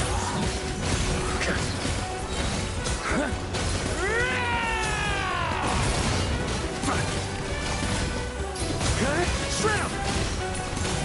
Thunder! A dash of frosting! Rain outlines your fate. Witness the power. Coming to be! Witness my great under...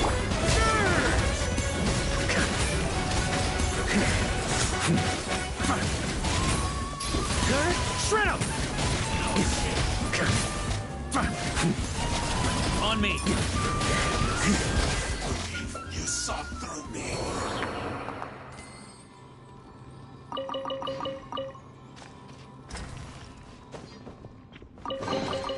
If you want it, it's yours. Huh?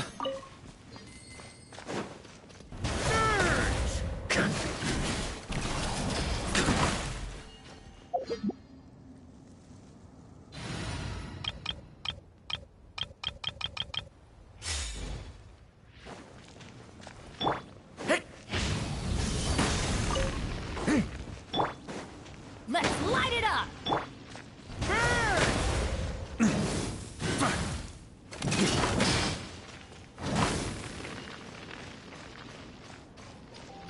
On me!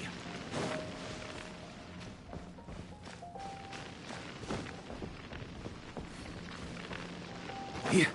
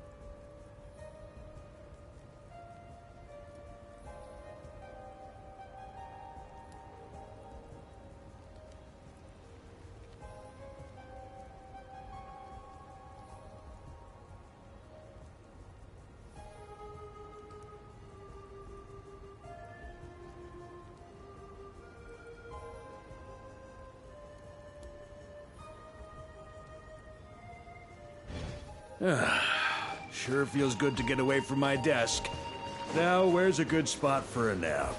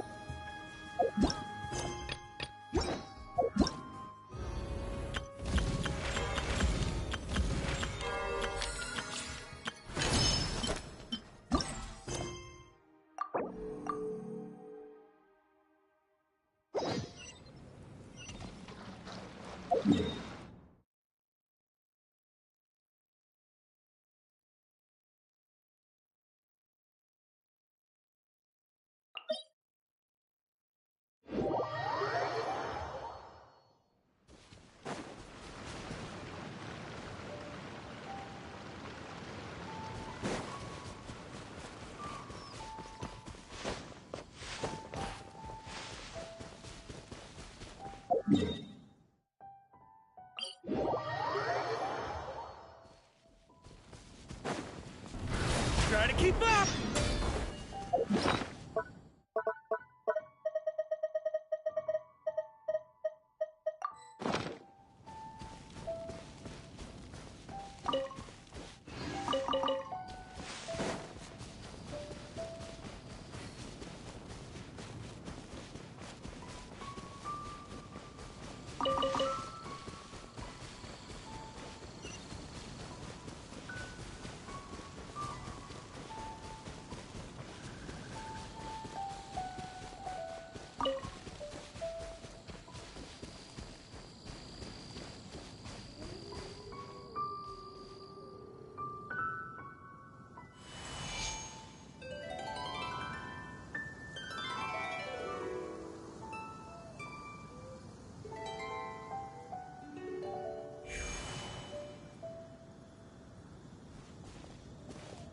Ah, welcome back, old friend.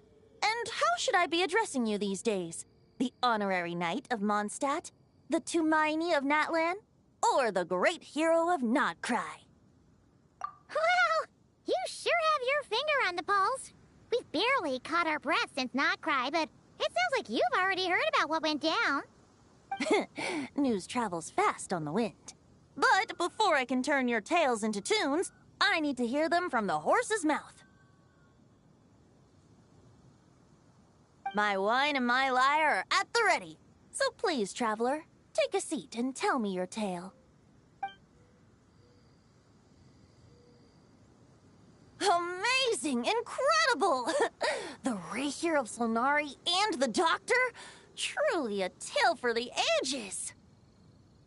So, I'm guessing the Wild Hunt is a thing of the past now that you've defeated the Rahier of Solnari? Seems that way. We were kind of focused on dealing with the Doctor, though.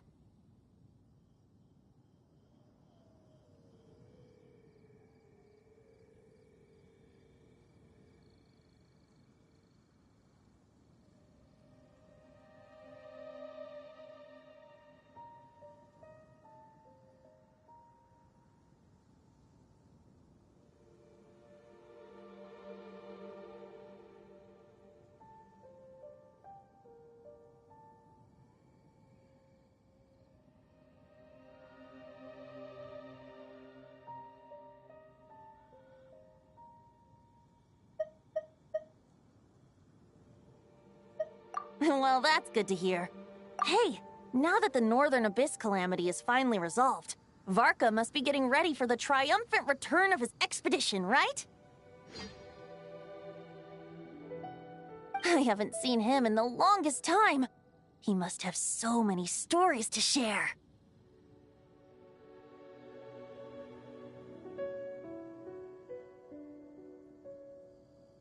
Hooray! Paimon was wondering about that, too. He did call you Barbados.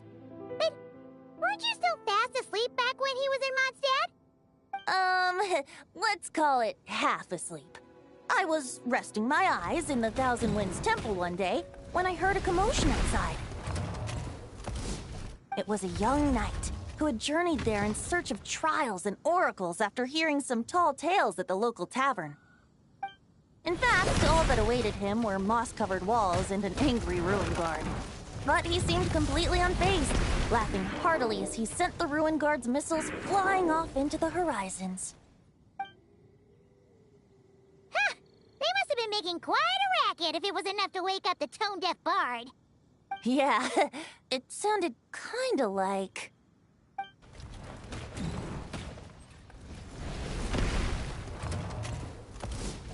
Hey! Is that all you've got? Whoa, bring it on!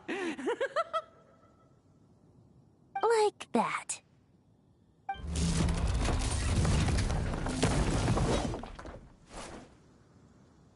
Giving up already? You're not half as tough as Varka said. A young knight of Favonius trekking out to the Thousand Winds Temple in search of adventure. Now there's a sight I haven't seen in a while. A bard in green clothes. Does this mean... Oh, you're Venti? I was just wondering how I was gonna track you down. Oh, so you were looking for the tone-deaf bard? Strange place to start your search.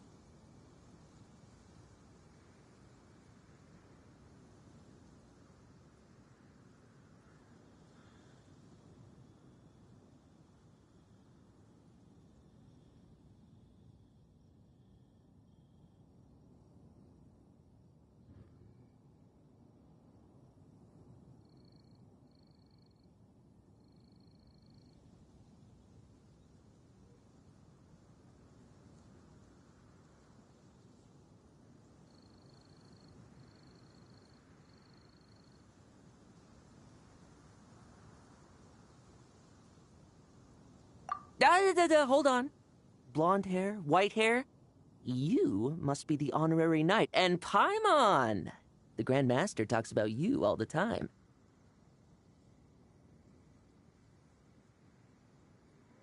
Allow me to introduce myself. I'm Lowen, Vice Captain of the 5th Company of the Knights of Favonius and a member of the Expeditionary Force. Pleased to make your acquaintance. Oh, so you're part of the expedition, huh? Right! So that's why Paimon's never seen you around in Mondstadt. Hey, wait a second.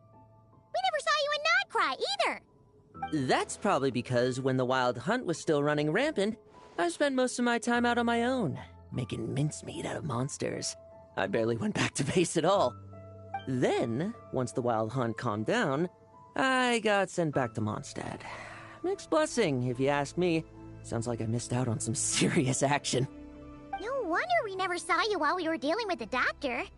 So, why did Varka send you back?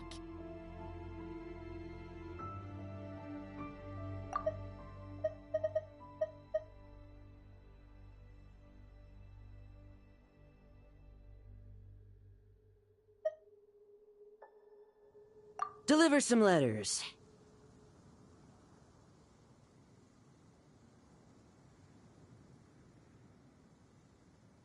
There's one for the Knights of Favonius, one for the church, another for the Dawn Winery, at least 10 of them in total.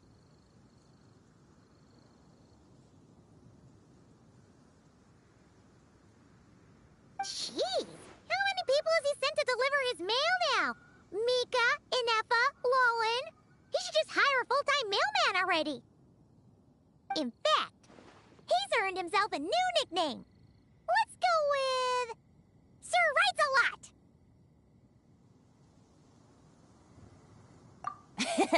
I'll have you know that poetry and letters were humanity's earliest means of expressing their thoughts. So, tone-deaf or not, I wear the title of Bard with pride. And I consider Sir Writes-A-Lot to be quite a compliment. Wait, really? Darn it! Maybe Paimon should come up with some harder-hitting nicknames for these two. Anyway, since this young man has come all the way to the Thousand Winds Temple looking for me, I assume he must have a letter for me too. Am I right? You sure are, to use the Grand Master's own words. This one is for the bard in green clothes. These days, I think he goes by Venti. Doesn't really have an address as such. You could start by asking around in Mondstadt, or maybe try your luck at the Thousand Winds Temple. I figured that since there was this punching bag here, Ruin Guard, I could get some practice in while I was at it. So, I came right here the second I got back to Mondstadt. That Varker is so slapdash sometimes. It's a good thing we happen to be nearby.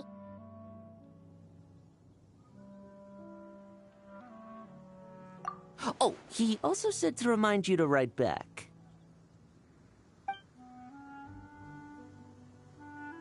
Nothing in particular. Just some idle chatter between two drinking buddies. But if I'm supposed to write back this time... I'll need some time to mull over my response. Verka gave you a whole bunch of letters to deliver, right? Maybe you can head into Mondstadt and deliver the rest of them first? My thoughts exactly. Assuming I can find the way. Hopefully the roads haven't changed too much since the pre-expedition days. Well, why don't we have Mondstadt's honorary knight escort this homeward-bound wanderer to the city? I'm sure some of the recipients of Varka's letters will turn out to be old friends of yours, too. Let's go! It's been a while since Paimon's done any guide work. Thank you so much, honorary knight. And you, Miss Guide.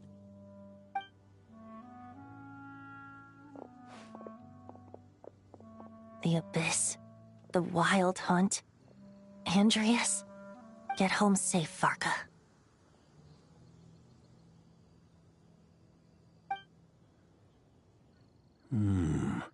Why do my ears feel so hot all of a sudden? Is someone talking about me?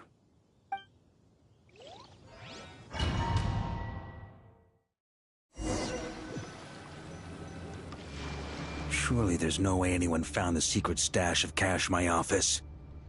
That would be terrible. Grandmaster, bad time to get distracted. Watch out! Enemies approaching! Huh? Oh, it's just a few stragglers. They're no real threat to us. This expedition is almost over. We just need to deal with these final few targets, and then... we will make our triumphant return!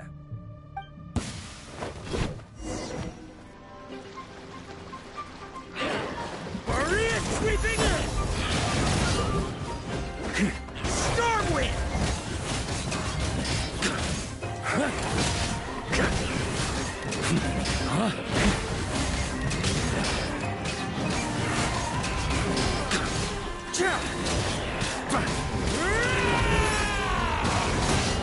Stormwind!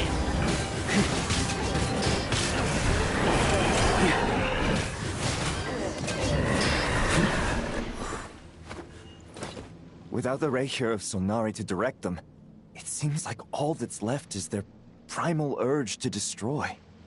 If this is all that the Wild Hunt can muster now, surely the Lightkeepers of Nodcry will be able to deal with what's left. Just like I thought. What we should be wary of now is... Grandmaster, based on Lightkeeper intel and our own reconnaissance, one of the suspected targets should be just up ahead. Good. You know the drill. Stay here and stand guard. Leave the rest to me. Yes, Grandmaster!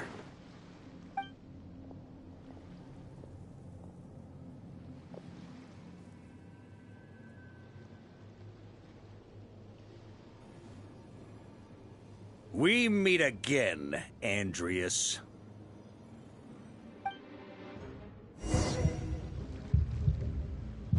So, you've returned from Mondstadt. Don't you want to see what it looks like now? I was planning to take a look around there myself. Perhaps you could be my guide.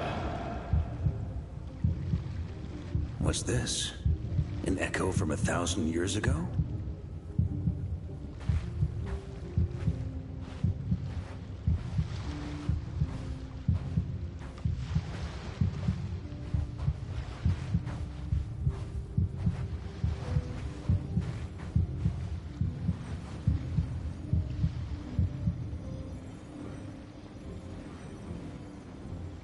Everything seems normal so far.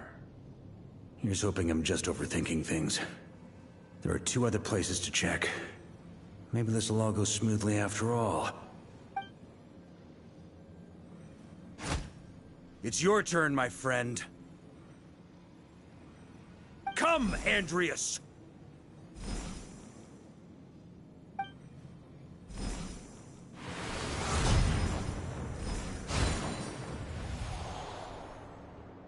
Although, for returning to your old home, perhaps Andreas is a little too ostentatious. Might be better to go by... Boreas. Huh? Injustice, corruption, iniquity.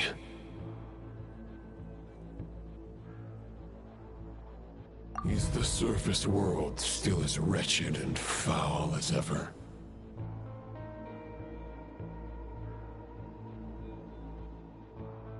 Answer me, heir to the knighthood of Boreas.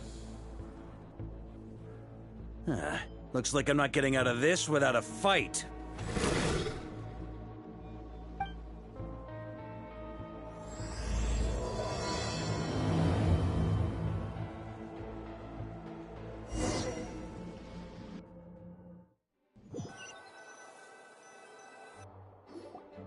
That's where things stand with the expedition. The victors will be returning home soon, so make sure to stock up on wine for the celebrations. P.S. I hope everyone's keeping up with their daily training. I'll be testing you all when I get back to make sure no one's regressed. P.P.S. I wrote individual letters for each and every one of you. Don't forget to write back. That's all. Everyone gets one? Wow! Sir Writes-A-Lot is really living up to his name. I guess the Grand Master must have something specific to say to each of us. Even I got a letter, and I'm not a real knight yet. Jean? Oh, yes. That's our Grandmaster for you. By the way, anyone know where I can find the cavalry captain? I have a letter for him as well. Jean? You mean Kaya? He said he was meeting a friend from the church at the Angel Share. Allegedly for work. Said he was exchanging intel. But I'd say there's a 50-50 chance he's just there for a drink.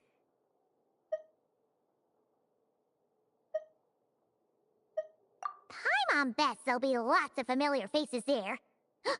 How about we deliver Kaya's letter? And these are there too as well! Really? Oh, that would be a great help, thank you. Our thanks to you too, Lowen. The other knights will help distribute the remaining letters. You've had a long journey. Please go get some rest.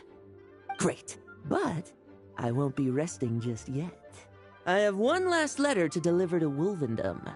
This one, I was planning on delivering personally. I heard that another challenger recently passed Boreas' trial. Well, with any luck, that wolf might be willing to reveal himself to me, too. Very well, but please remember to show respect to the local wolves. I will. Goodbye.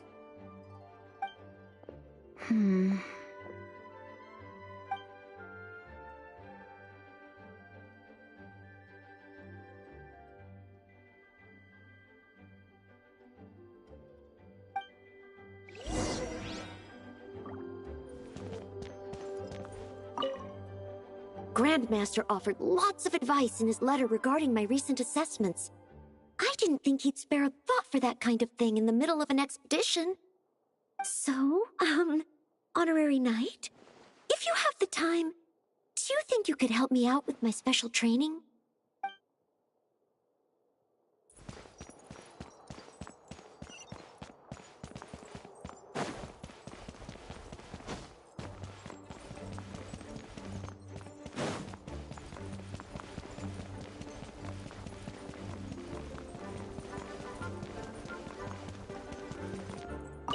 He wants to test me to see if my skills have regressed? I still haven't forgotten how he went easy on me last time. I'm assuming you must have seen him going all out before. When the time comes, you'd better keep an eye on him for me.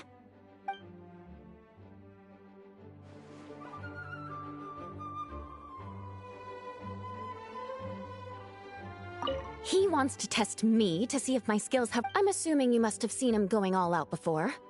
When the time comes, you'd better keep an eye on him for me.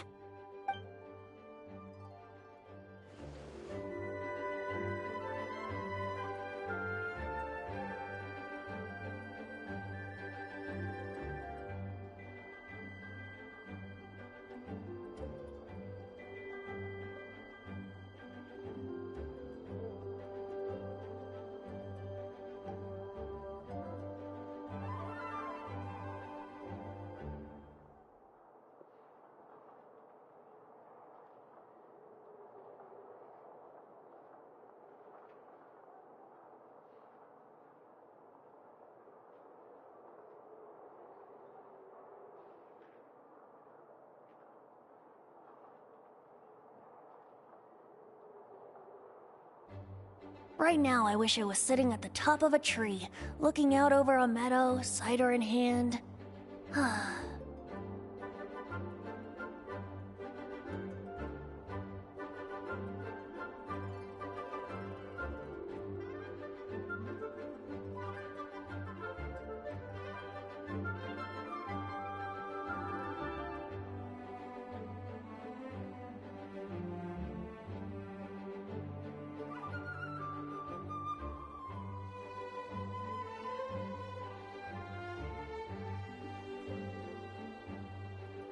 Come on, Traveler, let's go! The world is full of lost ballads just waiting to be rediscovered.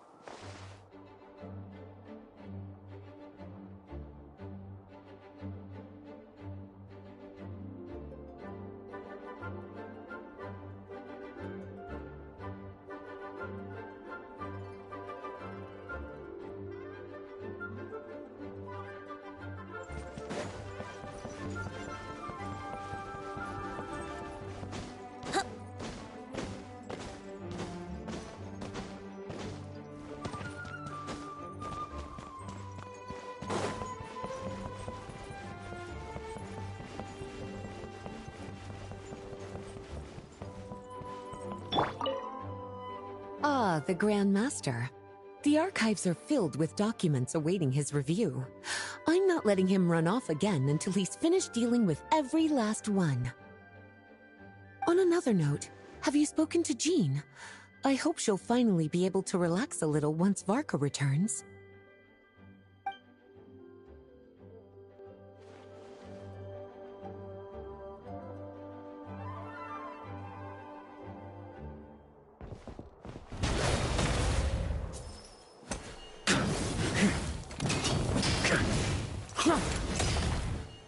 Please be quiet within the premises and refrain from making a racket. Okay, we'll deliver these letters to the Adventurers Guild and the Cat's Tail. You can just handle the ones for the Angel Share. The expedition is finally wrapping up. Oh, I hope the maps I made on our way there are good enough to get them safely home.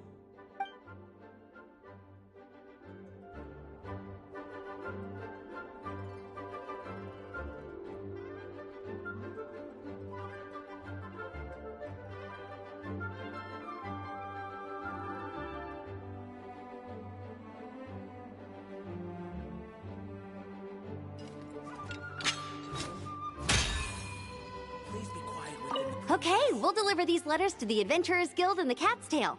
You can just handle the ones for the Angel Share. The expedition is finally wrapping up. Oh, I hope the maps I made on our way there are good enough to get them safely home.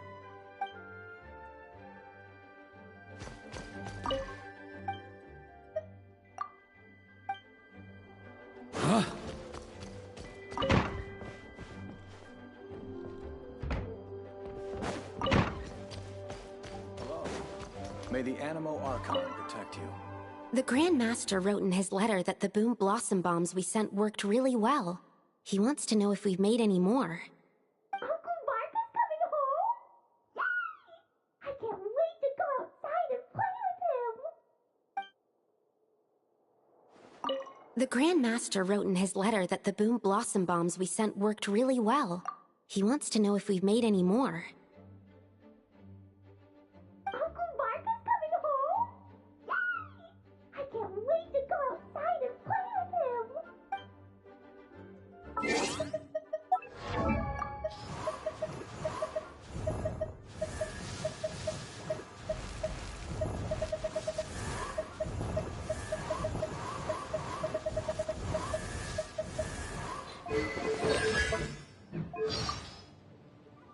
Humidity levels are The sun is already out? Oh.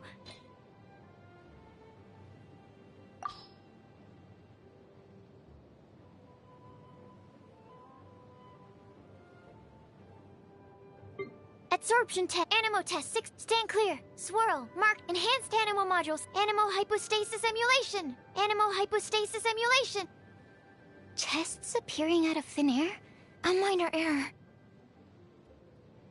I want to help.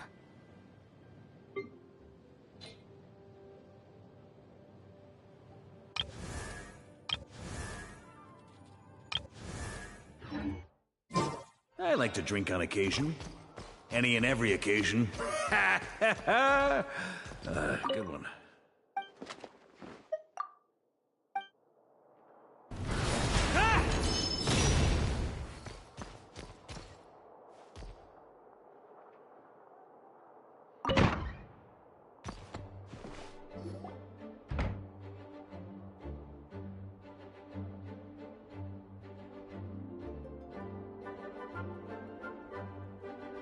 Honorary Knight, you're still here? Is it that obvious? Huh? But Vark is coming back. The situation in Nokrai is stable. Surely things are looking up. True. From what you and Lowen have told me, the expedition has indeed accomplished its strategic objectives. It seems that Mondstadt no longer faces any threat from the perils of the North, be they the Wild Hunt or the Doctor. And yet, for some reason, I can't help but recall something the Grandmaster said to me before he left. If I don't make it back from this expedition, you'll have to assume the mantle of Grand Master of the Knights of Favonius. If it comes to that, remember to train the next Knight of Boreas in my stead. I've planted some promising seeds in Mondstadt, but they still need time to grow. Some have yet to master the art of social interaction. Some don't yet understand that they too need protecting. And some, well, some might not even want to be a knight yet. What's wrong? Well, there's no need to frown. I'm going on an expedition, not marching to my death. This is all just a contingency plan in the event that I'm unable to return. Until I return, I leave them in your care. The lineage of the Knights of Boreas has nearly been extinguished twice in Mondstadt's history. The first wandering knight to claim the title arrived in Mondstadt 1,000 years ago, along with his wolf companion. He was as free as the wind. He left no succession plan behind. Even his name was lost to history. The title of Boreas could have disappeared from Mondstadt just as he did. But he had an informal disciple, a knight named Ravenwood, who admired the Knight of Boreas greatly. Ravenwood's valor and swordsmanship earned him the wolf spirit's recognition. When the old aristocracy tried to regain power, Ravenwood came once more to Mondstadt's defense. From then on, the title of Knight of Boreas was passed down from generation to generation within the Knights of Favonius. Wolf spirit? You mean that big blue wolf in Wolfenden? Correct. As you may already know, the Wolf of the North is the surviving spirit of an ancient god, and the Knight of Boreas serves as an intermediary between him and humanity. Lupus Boreas, who had never known what it meant to love, came to understand it through the journey with his human companion. In the end, he chose to allow his power to become one with the land. This was once a well-known tale in Mondstadt, but these days, few people are aware that the starting point of the Wolf King's journey was not Mondstadt, but Nodcry. Huh?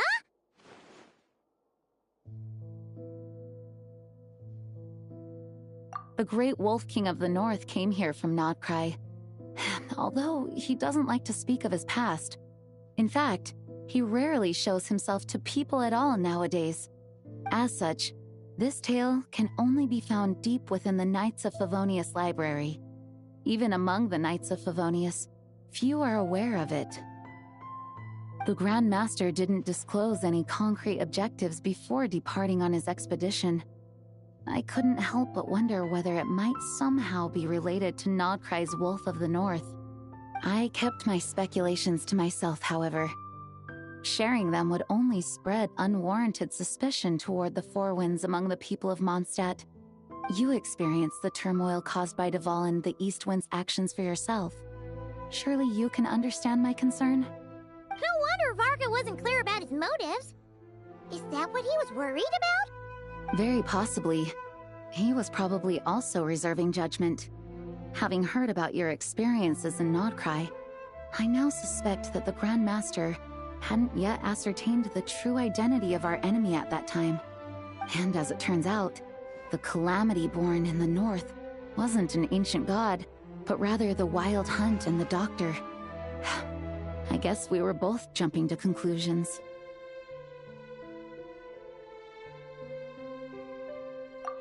Yes, I completely agree. The tide can turn rapidly in times of battle. It's a leader's responsibility to prepare for every possible contingency. Even if his contingency plan never needs to be put into action, I'm sure the Grand Master is relieved to know that it's in place.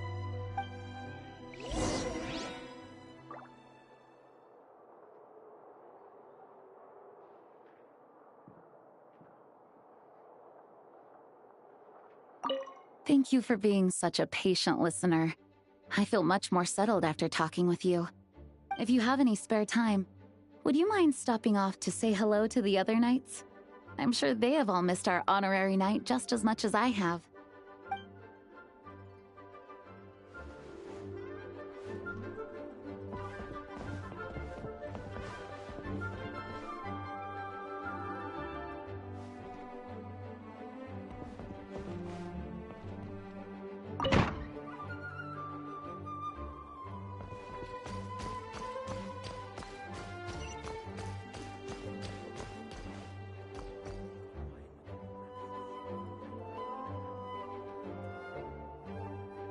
Hello. May the Animo Archon protect you.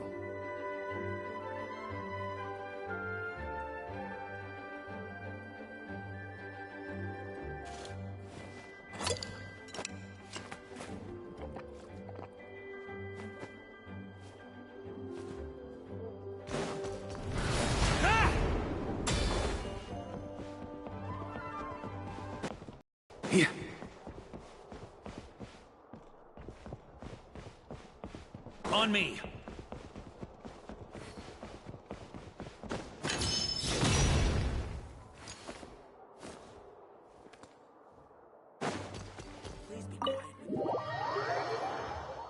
That turned into a pretty long conversation, huh?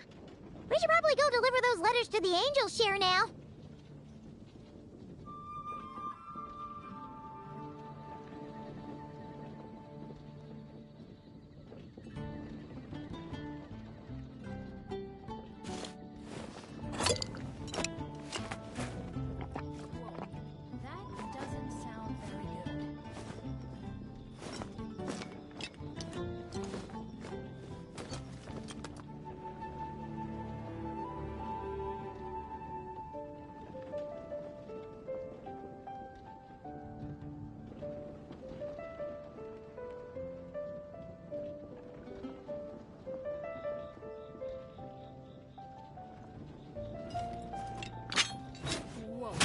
That doesn't sound very good.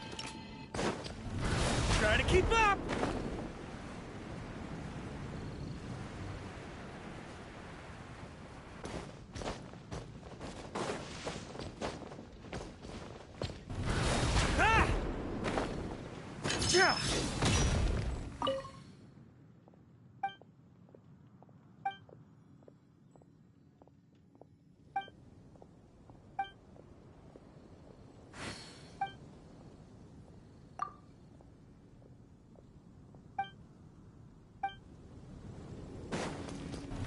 Try to keep up!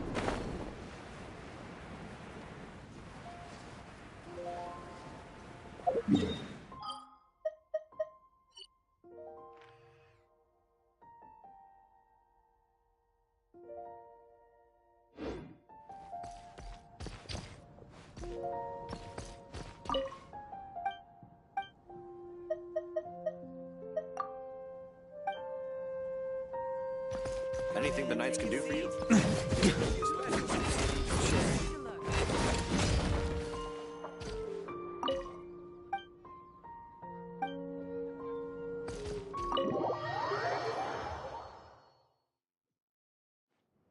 When you're mixing drinks in hot weather, start by pouring in cold water and add ice cubes. Then drain out the water before adding the other ingredients. How's that for a secret recipe? Maybe it's worth a little intel in return. Please. I've known that little trick for a good 10 years at least. You'll have to offer something a little more substantial if you're serious about trading. I know there's no one else in the tavern right now, but do you two really need to talk so loudly? Especially if you're supposed to be exchanging confidential information.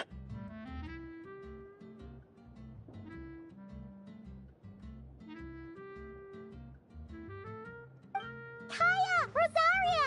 D-Luke! Paimon knew we'd find you here! Looks like it's about to get even noisier. A little liveliness never killed anyone. Traveler, Paimon, what brings you our way?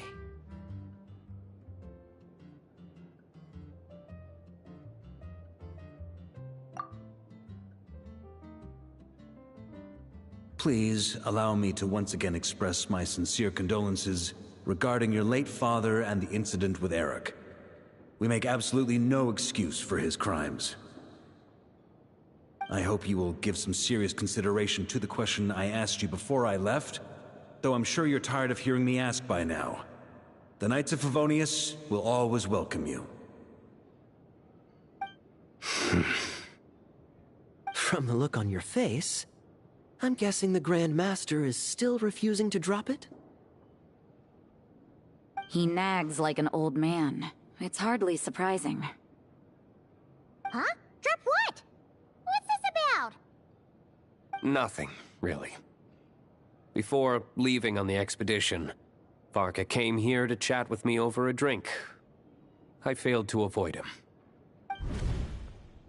He, asked me if I'd consider rejoining the Knights of Favonius, and I declined. He expressed his regret about everything that happened, and asked me to reconsider. That's all there is to it. Yeah, right! Sounds like you skipped a lot of details. There's clearly more to it. Whatever details I chose to omit are in the past. Dragging them back up now serves no purpose. You say that now, but back then, you couldn't let it go. You and the Knights of Favonius were constantly at odds. I wasn't seeing the full picture. I've had a lot of time to reflect since then. But my answer remains unchanged. I'm not rejoining the Knights of Favonius. Both the Grandmaster and the acting Grandmaster are too upright and honorable. I can't see the shadows that lurk beneath them due to the size of the organization they lead. They need someone on the outside to keep watch vigilantly. If I had a Mora for every time I've heard you repeat that argument. I actually don't disagree with the first part of what you said, but don't you think someone can keep tabs on things from the inside? When you join an organization, you're bound by its rules, no matter how free it may seem on the surface. You think so? Never mind the Knights. Have you honestly ever been bound by the rules of the Church? Good question. Have you considered that maybe that's why I chose to join the church and not the Knights to begin with? Are they arguing or not? It's kind of hard to tell.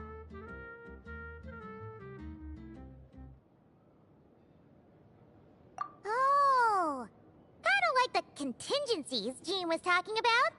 The more ways they have to protect their home, the better. Huh? Traveler?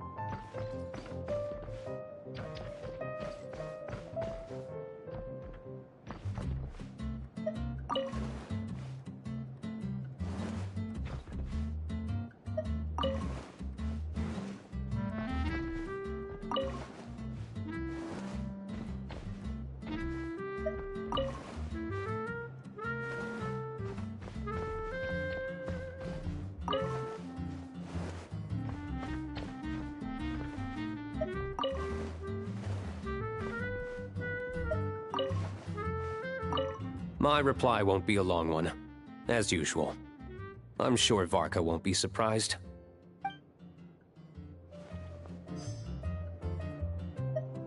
My reply won't be a long...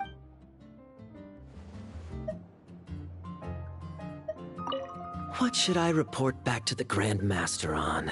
Let me think. Public order inside the city? Monster activity in the wild? Oh, and a review of the latest vintages. I think I'll leave it at that.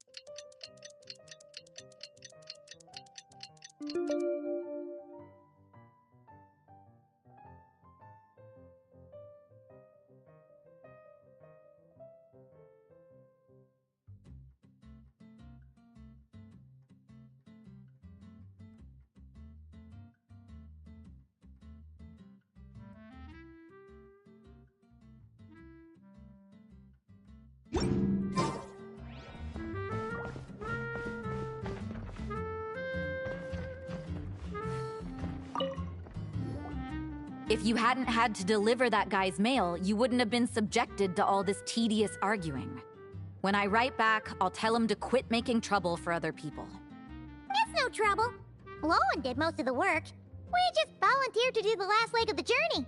Mostly so we could come say hello.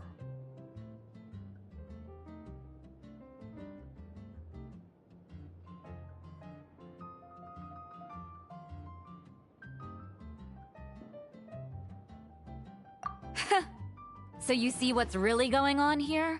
All three of us fell for that old rascal's scheme far too readily. Huh?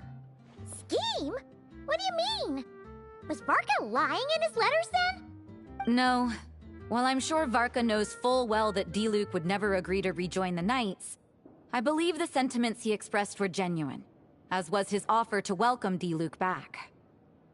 There are people like Kaya and I, and then there are those who are true champions of justice to the core.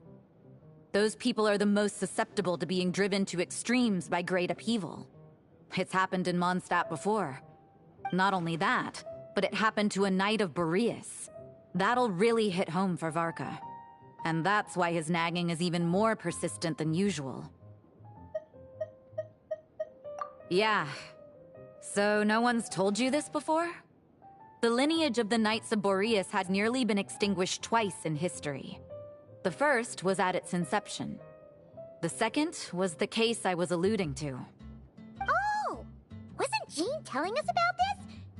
Wait, and then we got caught up talking about the expedition, and we never got around to the second time. I happened to hear about it from Varka once when he was drinking and started yammering on. The second crisis in the Knights of Boreas lineage. It was 500 years ago. Although the Knights of Boreas are meant to be intermediaries between humans and wolves, in practice, very few of them have been truly recognized by Lupus Boreas over the past millennium. Of those who have, the best known are the first Knight of Boreas, Ravenwood, the wolf pup Rostam, and Varka himself. But 500 years ago, there was one who earned the respect of Boreas even before gaining the title. He was a disciple of Rostam. They thought he would become the mightiest knight of Boreas who ever lived. He was the perfect knight. Righteous, principled. His name was Roland, the blood-stained knight. Yikes! Bloodstained Knight? That sounds a little ominous. Well, apparently his original title was the White Knight. But he lost countless comrades during the Abyssal Calamity 500 years ago, including his tutor and mentor, Rostam. The endless bloodshed stained his sword and armor a crimson as deep as black, transforming the White Knight into the Blood-Stained Knight. After that, he threw himself completely into battling monsters, leaving Mondstadt and the Knights of Favonius behind. To this day, no one knows his final whereabouts. It's hard to say whether the loss of an important figure in his life is what drove him to the point of obsession, or whether he was already too far gone to save. But had he known that the Knights of Favonius would always welcome him back, perhaps things would have turned out differently.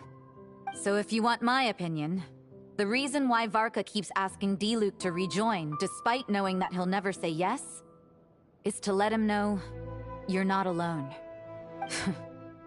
After all these years, he's still as persistent as ever. Just like how he used to be with me.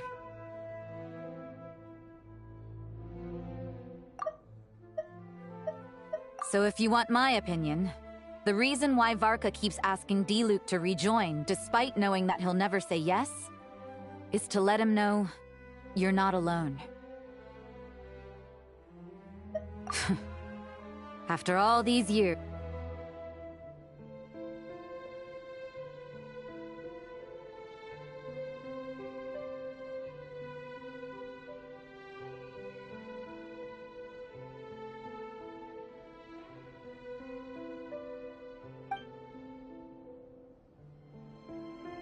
Huh.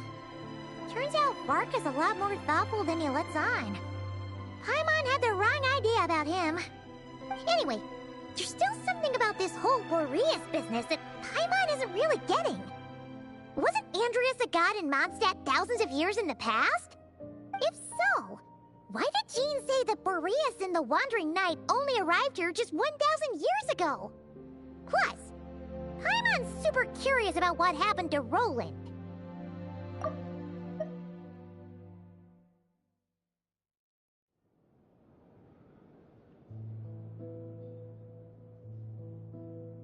That's a great idea! Jean said he hasn't been showing himself much lately, but he always seems happy to oblige whenever you show up. Let's go!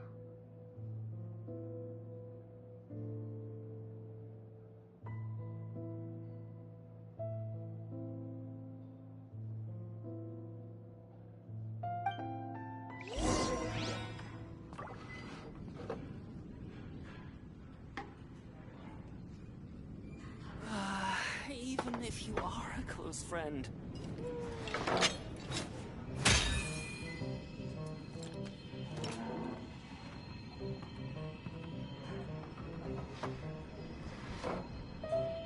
Come, my friend. Wine and adventure. I need to learn to handle my booze better.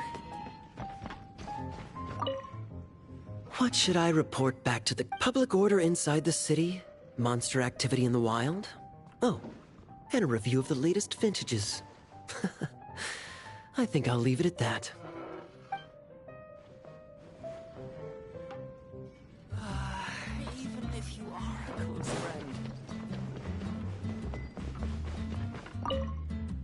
Let me guess. You're heading to Wolvendom next? Say hi to Razor for me. Oh, but I'm not helping him write his response to Varka. He needs to learn to be independent.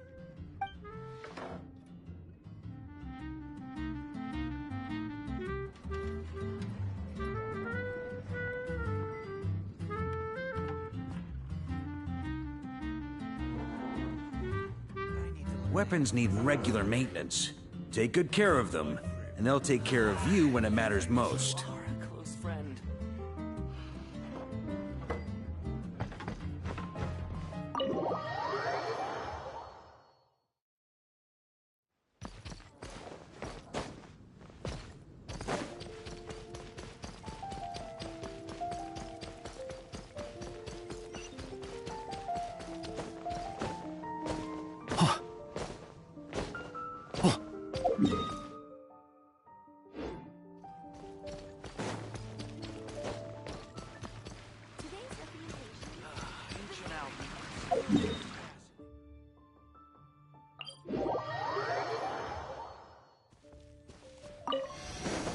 Ooh.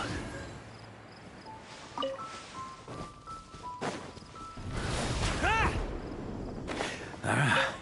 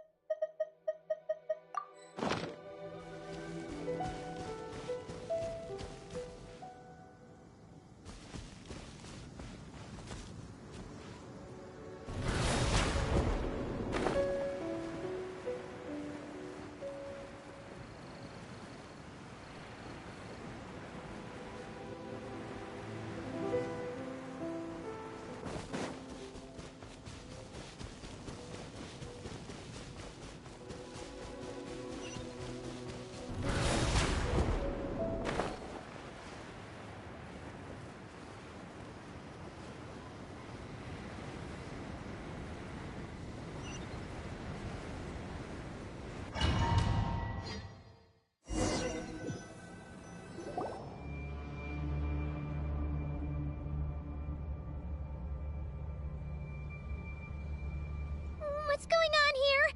Was Wolfendom always like this? Paimon has a bad feeling about this. The Wild Hunt? What are they doing here? Watch out!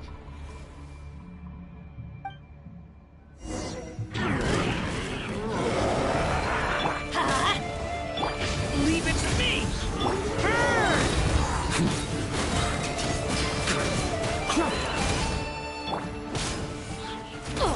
I'm going in! The story has only just... Think you can get away?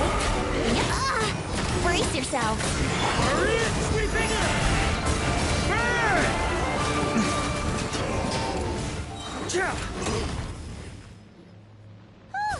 Are you alright? Oh no! What now? There better not be more Wild Hunt monsters!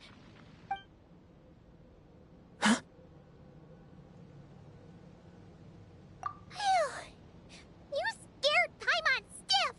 She thought you were... Stop right there. Answer me this. The 2 letters I gave you, who are they for? 2 letters? Wasn't it 3? Okay. Well, Paimon's coolest naive expression doesn't appear to be an act. Hey! What are you trying to say? Wait, what are you trying to say, huh? Huh?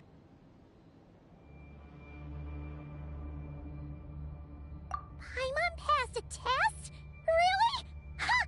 She didn't even realize she was taking one! You may dispense with your suspicions. The Wolfpack has borne witness. They fought against the aberrations that encroached upon this land. And our attackers showed no ability to disguise themselves this time.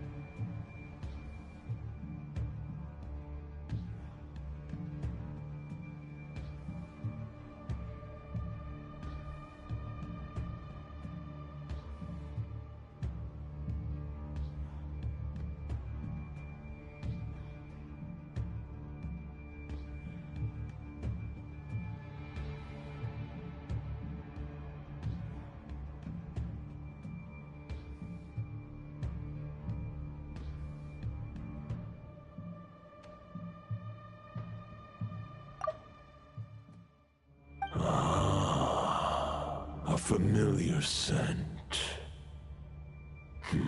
Come. I will await you at the usual grounds. Well, if the boss of Wolvendom has vouched for you, I guess I should apologize for doubting you just now. Sure was. Fortunately, my experience in Nodcry didn't go to waste. Turns out the Wild Hunt all feel the same when you stab them. They didn't stand a chance. Something seems wrong with that old wolf, though. Go on. You should check on him.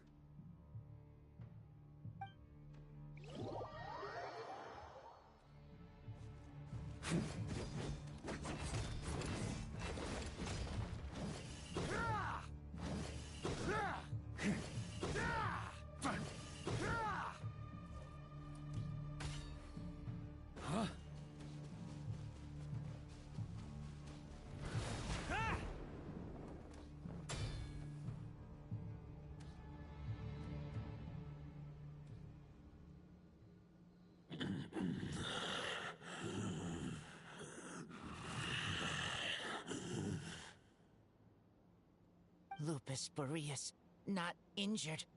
Why so weak? Am I not strong enough?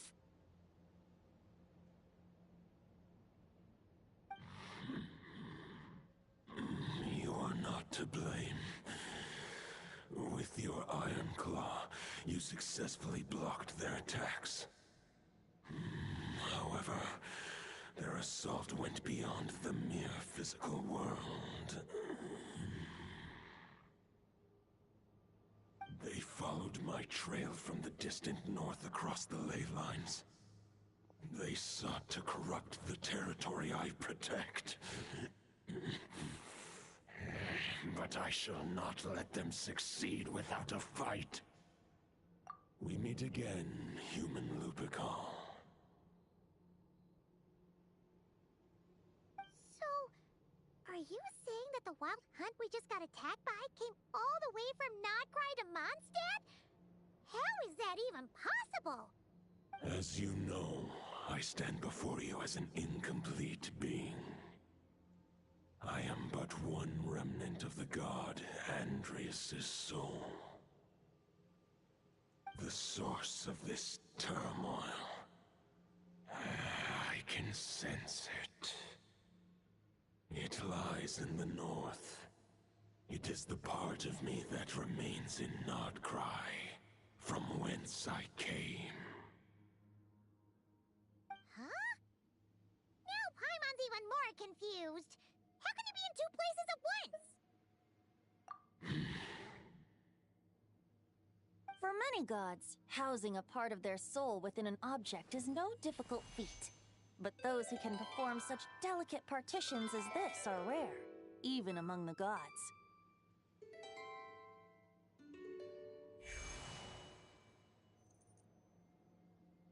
The Wolf King, Andrias, was particularly adept in this art.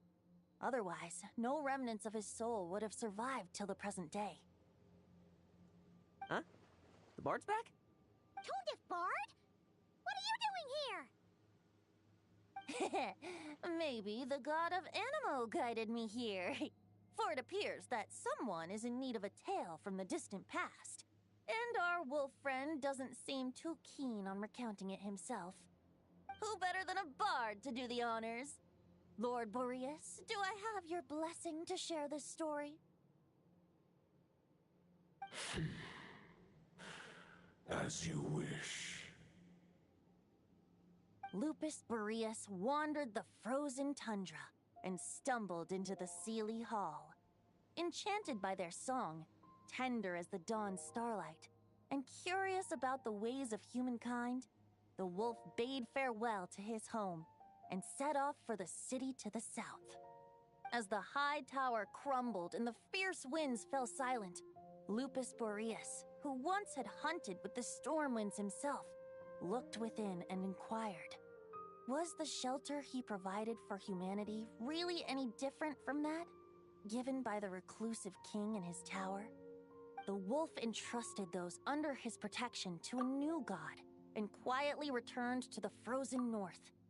There, in a palace long since abandoned by its former master, the great wolf closed his eyes and slept. 500 bitter winters passed, then 500 equally frigid springs. He slumbered undisturbed until a knight stumbled in from the cold, just as Lupus Boreas had once done at the Seelie Hall, and awoke him at long last. The knight asked the wolf to join him on a journey south, to see once more the land that had all but faded from his memory. The gentle wolf, unwilling to refuse the human's earnest plea, split his soul into two halves and left his home once more.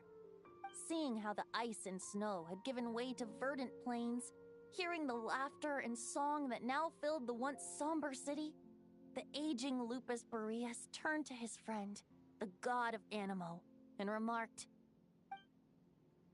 "So, this is the world the humans dreamed of." Though the knight's journey was not yet over, the wolf chose to bid farewell to his companion here. He had written the end to his story. What knowledge he had been gifted flowed into the land. Everything he was, he gave unto the world. Well, that's how a bard would tell the tale. Lord Boreas, is there anything you'd like to add? There is no need for you to ask that question. So that's what happened. You returned to Mondstadt with that knight 1,000 years ago, and then, for the sake of the new Mondstadt, you...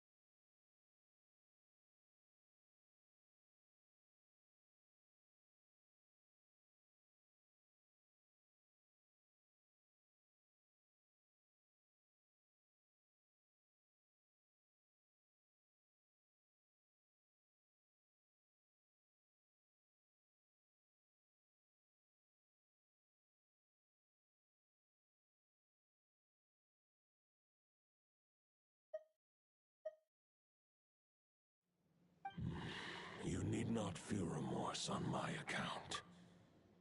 That was my answer, my decision.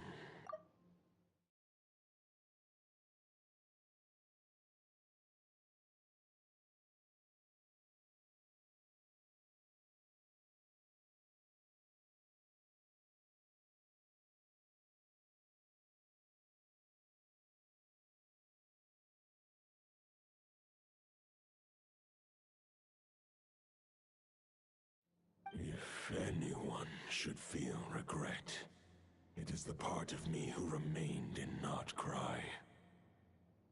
I fear Andreas has not found peace in his heart even to this day. That is surely why those vile aberrations were able to exploit his weakness, sowing the seeds of all the turbulence that has ensued. But we followed Boreas' trail in Nodcry. We investigated and discovered no signs of instability. Andreas should still be slumbering by the lakeside. Perhaps all the recent turmoil in Nodcry has had unforeseen consequences. And there's more. I detect another familiar scent from across the ley lines. A scent that reeks of blood.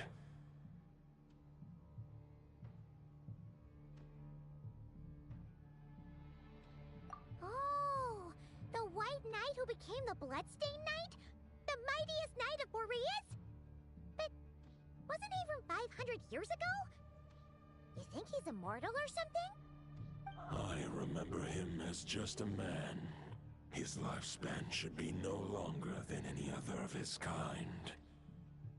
But before he severed his connection to Boreas, his final destination, it was the ancient kingdom of Conria, as you call it. Beyond that, I know not if he lived or died.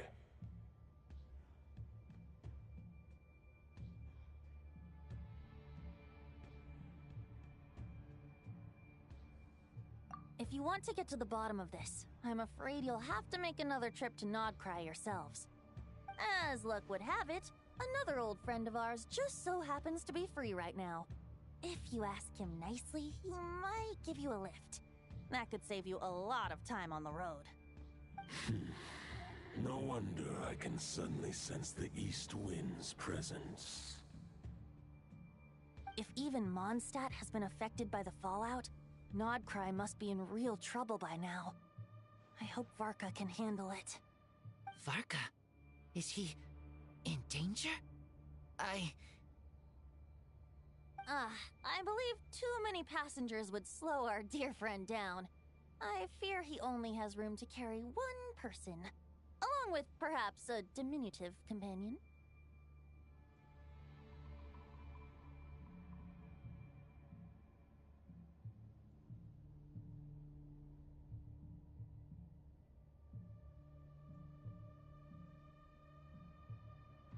Alright, wish it could be me, but I accept that we should send our strongest warrior to fight Nodcry's battles.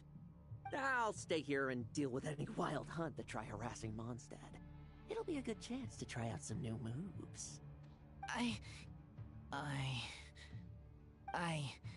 stay in Mondstadt too. With Traveler's help, Varka will be safe. Razor, give me your Iron Claw.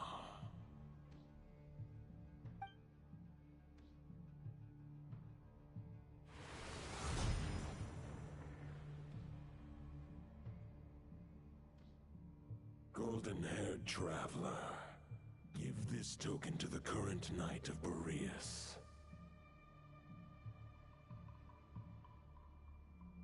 It is a wolf spirit. It contains my power and thoughts. Though I have given him a piece before, this should bring him new strength. The Dominator of Wolves once bestowed the power of his soul upon his pack, strengthening their hearts and sharpening their claws and fangs. But human hearts and flesh cannot bear the soul of a wolf directly. It would be akin to forcefully merging a human and a wolf into one being. They would descend into chaos. To prevent the entanglement of souls, the most I can do is temporarily house my power and thoughts within claws and fangs wrought of steel. Although, truth be told, that knight does not lack for power. What he needs more is the thoughts within. But I shall leave this for him to explain.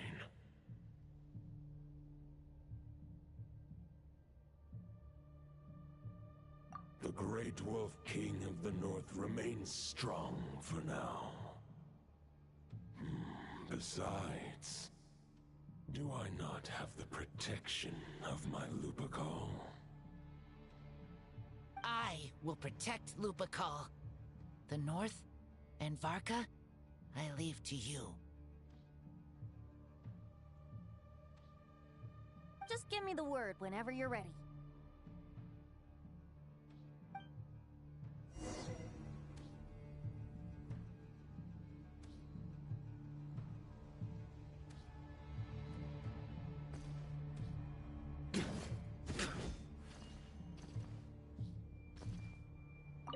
I sure didn't expect my experience fighting the wild hunted Nodcry to come in handy back here in Mondstadt. Almost makes me wonder if this was the reason I was sent back. Also, how come that bard knows so much, and what was he doing at the Thousand Winds Temple? Well, whatever. I don't really care. As long as I get to do some fighting. I'm looking forward to trading blows with Lupus Boreas when he's fully recovered. I bet he'll wipe the floor with me.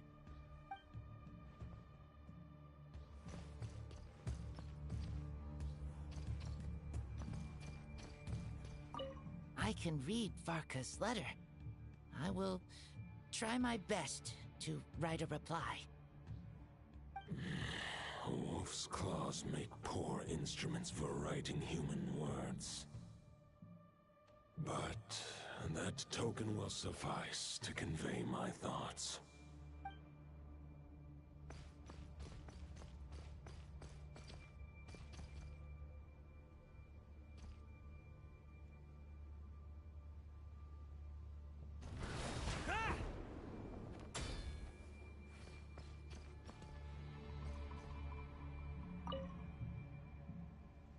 Any questions before you set off? Better ask now. You'll probably have to hit the ground running when you get to Nodcry. The root of this turmoil lies with the remnant soul that Andreas, dominator of wolves and god of the North Wind, left in Nodcry. He once left Nodcry and braved the blizzards to confront the god of storms and claim the right to rule. Yet even as the tower fell, he chose to abandon his claim. Instead, he returned to the north and slumbered for 1,000 years before finally journeying back, under the name of Boreas, with the first Knight of Boreas to witness the new face of Mondstadt. When the wolf spirit could no longer maintain his physical form, Boreas chose to pour his power into the ley lines. With that, he became the North Wind of Mondstadt, as he is still known to this day. Any questions before you set off? Better ask now. You'll probably have to hit the ground running when you get to Nodcry. 500 years ago, Roland seemed destined to become the mightiest Knight of Boreas ever to have lived. But he was too pure of heart. He believed firmly in his own ideals of chivalry, vowing to eliminate all injustice from the world. But the world had never been perfect and pure, nor would it ever be. Neither his mentor, the wolf pup Rostam, nor the Grand Master, known as the Lion of Light, could persuade him to temper his obsession. But what was the scent that reeks of blood that Lupus Boreas sensed? And what is its connection to Conria and the Abyss? Perhaps you will uncover the truth in Nodcry. Any questions before you set off? Better ask now. You'll probably have to hit the ground running when you get to Nodcry. The soul of a wolf is as unyielding as ice, and Andreas is a master of molding and shaping it. His people once drew great strength and wisdom from the wolf spirit. But human hearts and flesh cannot contain the soul of a god. Attempting to place the wolf spirit in a human vessel would slowly devour their sense of self, even if Lupus Boreas did not intend for that to happen. That's why Lupus Boreas developed the technique of imbuing weapons with his soul. It is his way of blessing his human Lupical with the wolf spirit's protection. In fact, there is an ancient song that tells this tale. A weapon once of common iron, now through friendship turned divine. Twixt man and wolf a bond was made, a power born within the blade. As much as he might claim not to accept humans, his actions sing a different tune. Oh, but keep that little observation between us, will you? Any questions before you set off? Better ask now. You'll probably have to hit the ground running when you get to Nodcry.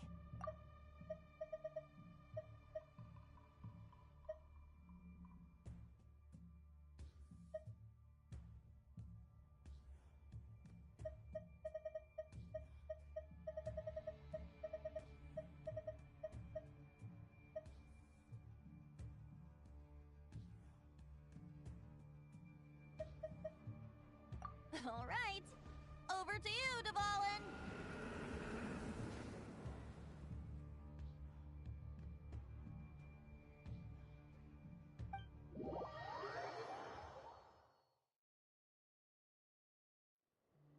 The Night of Boreas awaits below.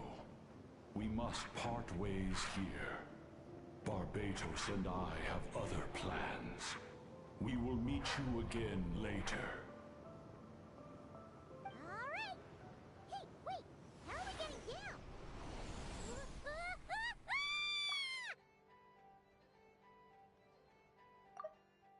The Night of Boreas awaits below. We must part ways here. Barbatos and I have other plans. We will meet you again later.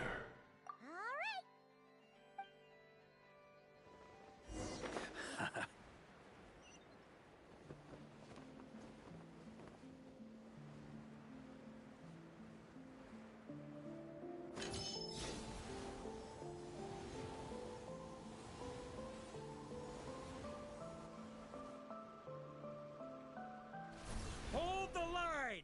The enemy's on the brink of collapse! Grandmaster! It's...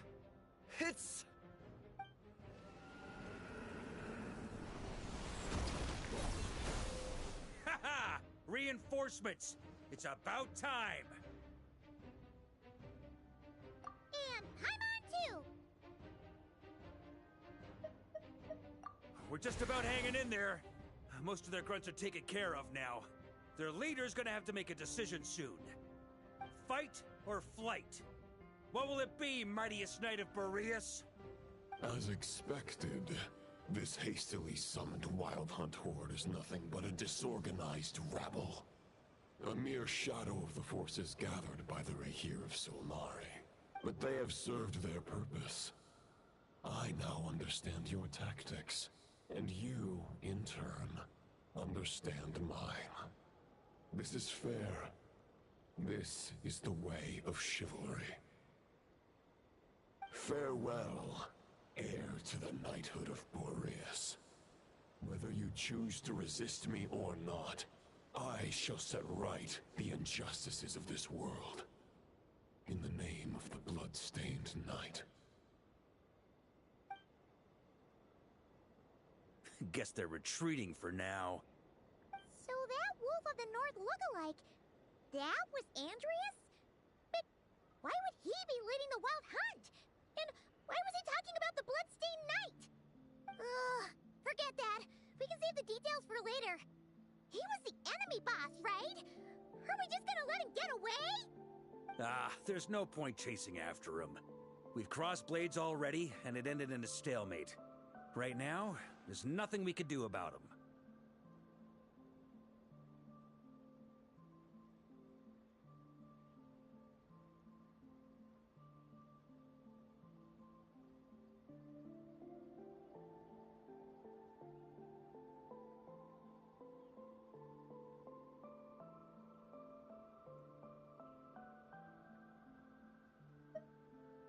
True. We're still not certain of his true identity, but whether he's a god corrupted by the Abyss or a legendary knight, killing him might be just about possible, especially now that you're here. The difficult part is, we can't kill him right now. Huh? What do you mean? Is he immortal or something? No. Judging from our skirmishes so far, I don't think he's got any special abilities of that caliber.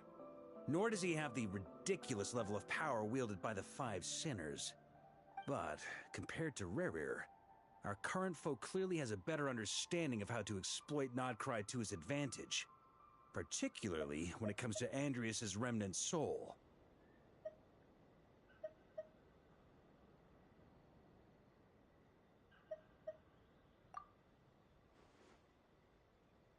Exactly. Sounds like you realize what the crux of the issue is. I managed to cut off a sample from our foe, which Albedo and Durin are analyzing as we speak. Meanwhile, our other allies should be making their way home from their own battles by now. Let's discuss this further when they're back. We still have some big challenges ahead before this expedition can finally be declared a victory.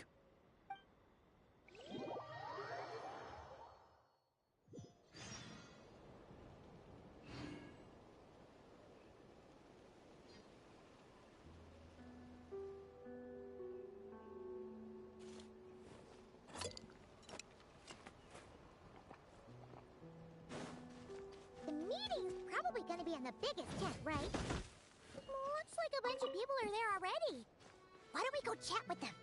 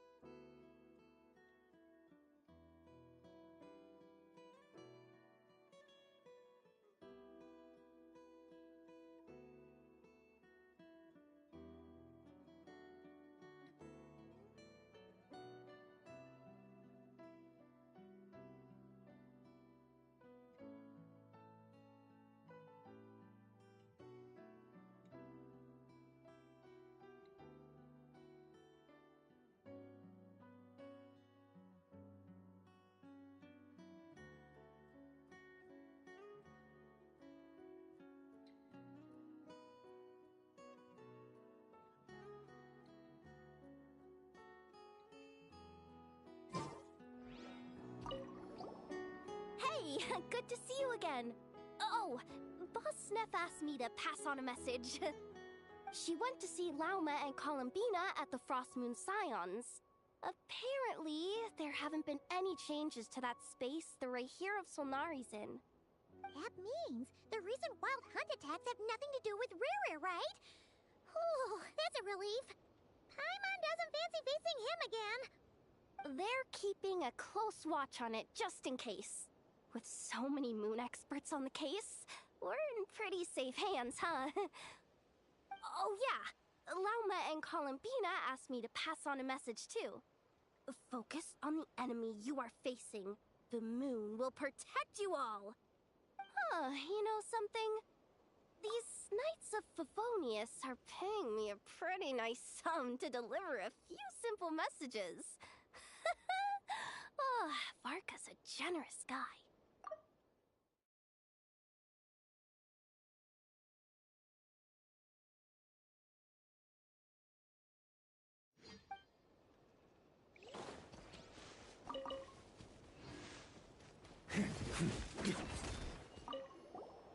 Hey, good to... She went to see... That means... They're keeping... Oh, yeah. Huh,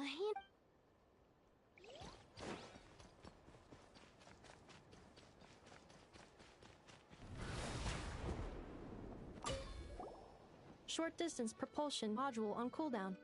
15 minutes until next departure. Switching to chat mode. Hello there, Paimon, traveler. Varka placed a sizable order with the Clink Clink Krumkake craft shop. Aino is hard at work producing the strategic reserve, while I am handling the deliveries. Secondly, I am also here to attend the meeting in her place.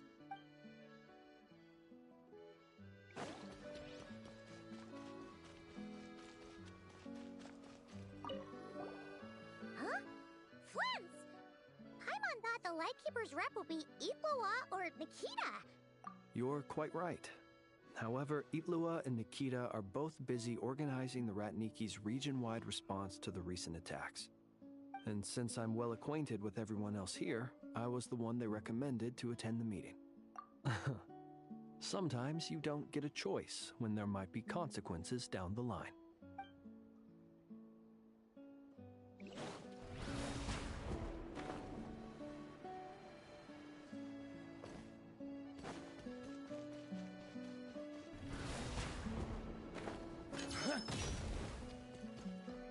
On me!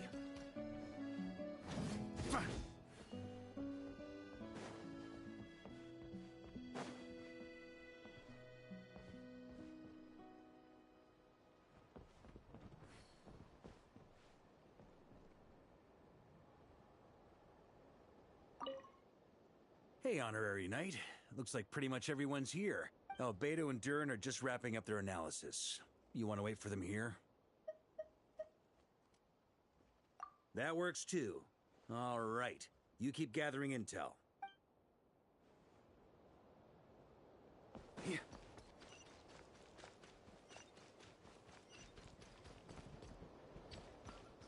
Huh?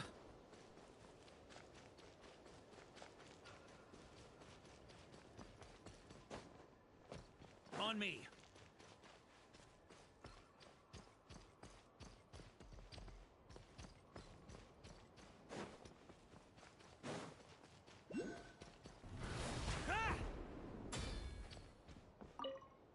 Hey, Honorary Knight.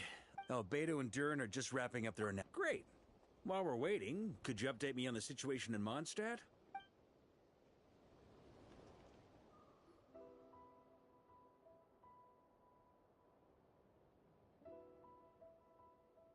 And that's where things stand.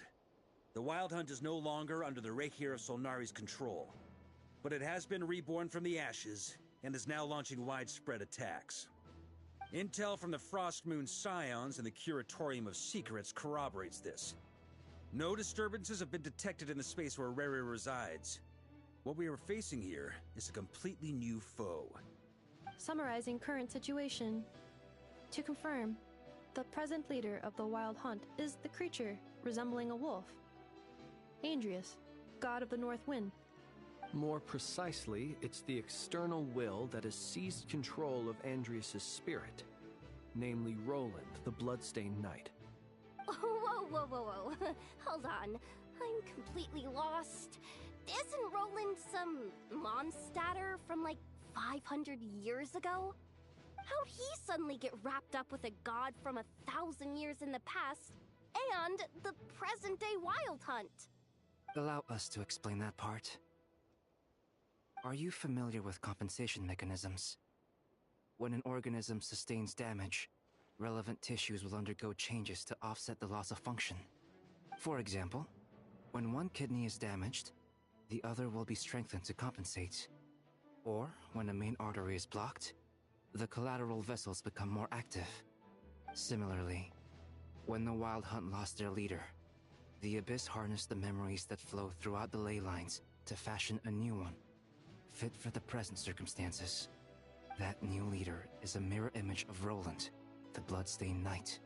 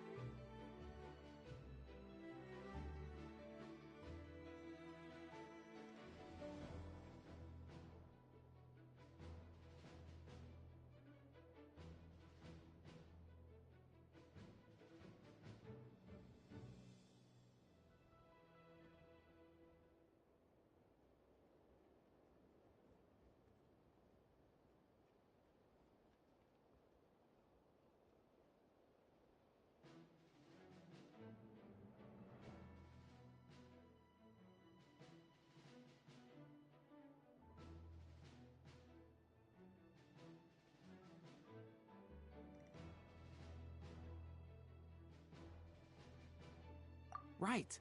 No matter how strong the compensation is, it will never quite match the functionality of the original organ. The Roland replica can't possibly imitate Varir's overwhelming power, nor his ability to disguise himself as others. So, the Abyss made use of the connection between Roland and Boreas to compensate for this lack of power. The replica corrupted and took control of Andreas as he slumbered by the bank of Amsvartnir, ultimately manifesting as the giant beast that you all witnessed. However, exactly why the Abyss chose Roland to mimic, and indeed how it was able to do so, remains unclear. I guess he must have gotten caught up with the Abyss or Nodcry somehow during his wanderings through Tevat. But we can keep those questions on the back burner. Okay, Paimon gets all that, but what did you mean when you said we can't kill him right now? We can't kill him right now because a dead god may prove more dangerous than a living one. From intelligence gathered during the expedition, we have reason to believe that the power released when a god is felled can have catastrophic consequences for us mortals.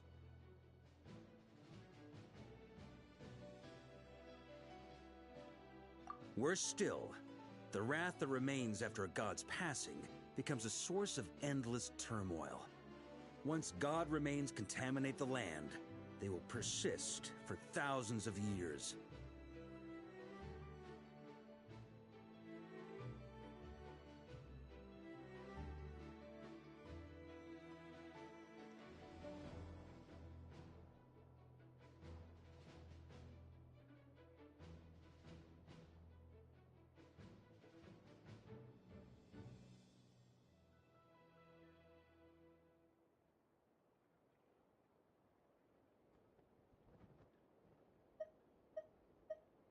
This land has already been ravaged by the Wild Hunt.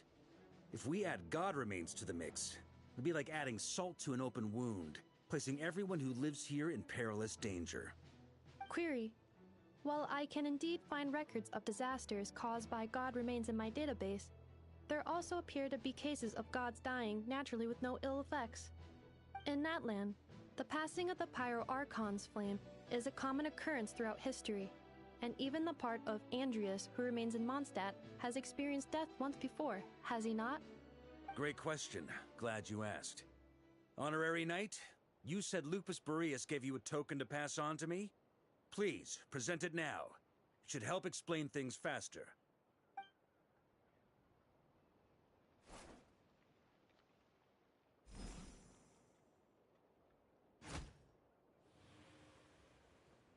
Come forth, Boreas!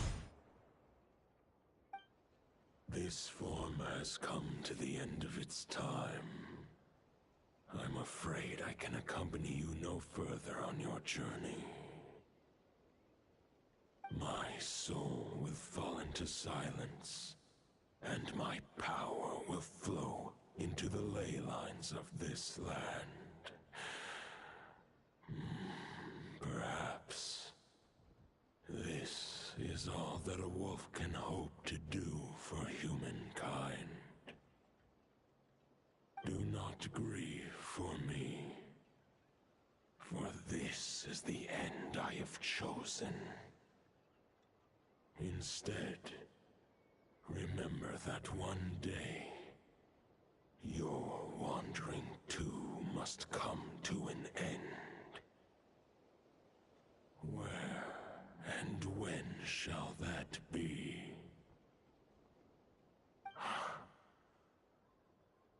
A final wish before I slumber.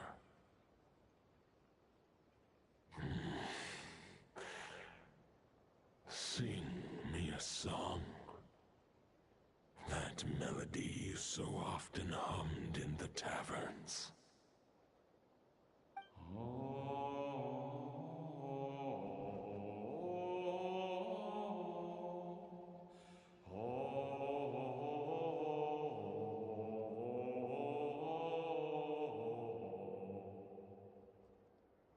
You saw it too.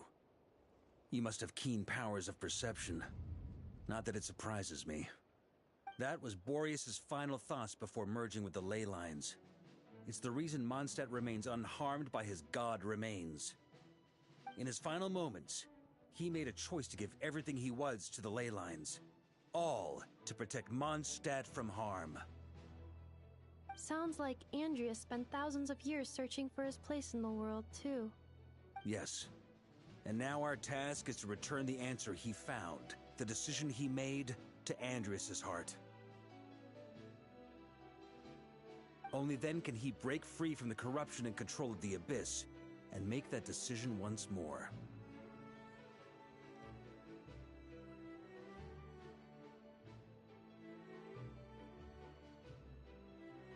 I see. I would say that planting thoughts inside the mind of a god sounds a little far-fetched, but since it was his own wish to begin with, it sounds feasible to me. Wait, we already have a perfect solution? Then why are we even having this meeting? Let's go do this thing! Ha ha ha. If only it were that simple. Unfortunately, this one thought alone is unlikely to be powerful enough to break through the Abyss's control and reach Andreas' heart. We need to find a way to make the thought within this sword stronger and more resilient. For now, Boreas needs all his remaining strength to fight against the abyssal corruption to Mondstadt's ley lines. He can't afford to send us any more of his power. However, since his form was unstable during his journey with the first night of Boreas, many wolf spirit fragments were left behind along the way. If we can collect those fragments, we can use them to strengthen the decision to merge with the ley lines. So we need to retrace his steps and look for random fragments? But they could be anywhere between Nodcry and Mondstadt. It'll be like looking for a needle in a haystack. You don't need to worry about that. There's a few fragments left to gather in Nodcry, but apart from that, most of them are already inside this sword. I've been collecting them during the whole expedition. Huh? Wait, really? I mean, it's an expedition, not a stroll in the park. Each step of the way, we've been hard at work planning for every possible contingency. Not just the wild hunt in the Abyss, but ancient gods remaining in Nodcry. Sounds like this plan was a long time in the making. It's almost as if you foresaw the future. As a matter of fact, I did. I caught a glimpse of fate's reflection. But I can't take credit for it. It was all thanks to the help of a few friends. Still, all I foresaw was that an abyssal calamity was brewing in the north. Had I known more, we could have saved a lot of energy. Instead, We've had to make best guesses, prepare for every possible scenario. If all that preparation went to waste, all the better for it. But anything that proved useful, we knew we'd be grateful for down the line. Sure is. Just one crucial step remains. We need to gather the last few wolf spirit fragments scattered around Nodcry, and use them to make the thought within this sword as strong as it could possibly be. According to what Boreas told me before we left Mondstadt, his form was at its most unstable at the beginning of his journey. That means the fragments here should be the most powerful ones. But of course, we've been tied up fighting battles since the day we set foot in Nodcry. First with the Wild Hunt, then with the Doctor. So, it wasn't until recently that we were finally able to confirm the status of the Wolf Spirit fragments. We now know there are 3 left to find. Okay, so 3 more mini expeditions to go. I managed to gather 1 fragment before Roland reappeared. I also have a confirmed location for the second, which I'll take care of in short order. As for the 3rd fragment, we've identified a general search area to focus on, but we'll need all hands on deck to pinpoint the exact location.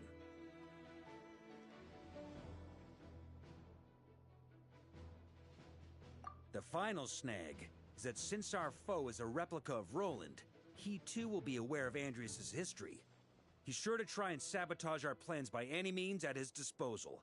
So everyone needs to bring their A game. With our foe being from Mondstadt, it's our duty as Mondstadters to defeat him. And since the Wild Hunt is involved, the Lightkeepers will provide their full support. The Clink Clink Krumkake craft shop will also help in any way we can. So what do they need me here for? Wait, I think maybe I signed a contract at some point. Didn't exactly scrutinize it though. I mean, who actually reads those things anyway, right? Ah, great. Knew I could count on you all. Lastly, our friend from the Curatorium of Secrets will provide intel and relay battlefield communications. Looking at you, Yehoda. So, you'll be darting back and forth across the battlefield, dodging the Wild Hunt and the shadow of an ancient god. I'm impressed by your courage, Miss Yehoda. Rating for Yehoda updated. Higher quality ingredients will be used to prepare your future meals. Darn it! I should have known this payday wouldn't come that easy. I'll deal with the second Wolf Spirit fragment, which we already know the location of. The moment you make any progress with Fragment 3, be sure to give me an update. Traveler, could you join me in retrieving Fragment 2? I have a feeling that your unique constitution might come in handy.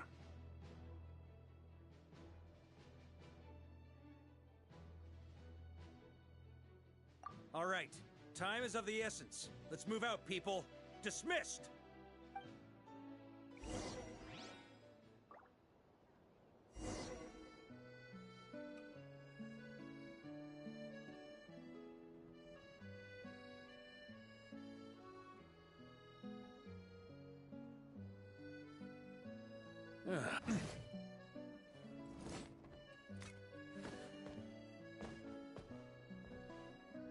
Speaking of contingency plans, I now recall that Barca also made a contingency plan when he asked me to deliver that letter. Perhaps I should ask Aino to prepare some additional backup modules for me. Remnant fragments of an ancient god. Thoughts stored inside a blade. Maybe I'm overthinking this, but I suspect there is more to Mr. Varka's plan than what he's revealed to us so far. Then again, the enemy can harness the Wild Hunt to spy on us wherever we go. As our commander, I'm sure he has his reasons for choosing not to tell us everything. Yehoda, you dummy! You took the stupid job of your own free will! Crying isn't gonna get you out of it!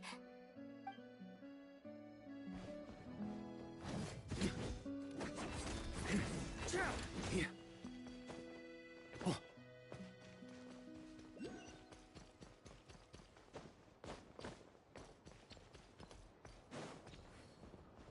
Speaking of contingency plan,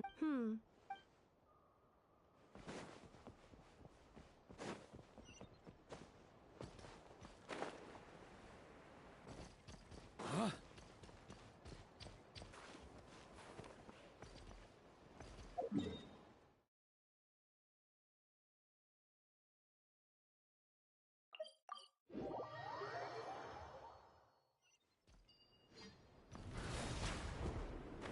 Didn't you say Fragment 2 was supposed to be right here?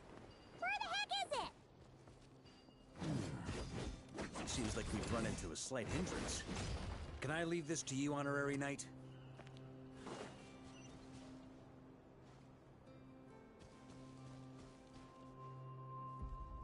Traveler, Paimon, when this is all over, I'm gonna invite you around for a drink of... Whoa, whoa! Stop thinking about Mondstadt's wine and keep your head in the game! You can't be daydreaming about alcohol before a battle! Huh? Well, all right, just trying to lift our spirits a little. You want to see some photos I took of me and the knights before the expedition, maybe? Shut up, shut up, shut up! Can't we please just focus on finding the wolf spirit fragment?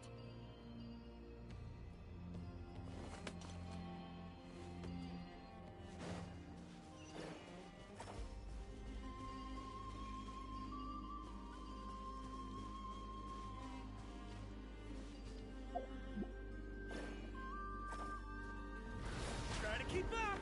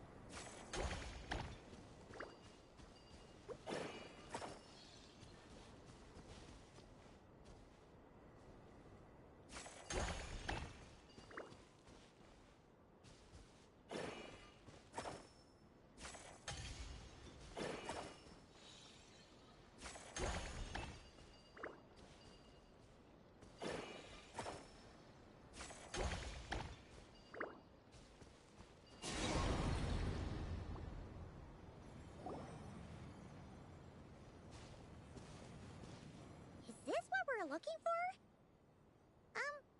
What do we do with it? I once got Boreas to explain to me how he stores his soul inside objects. All I need to do is transfer it to my sword. Just like back at the camp, but this time, you'd best step back a bit, just in case.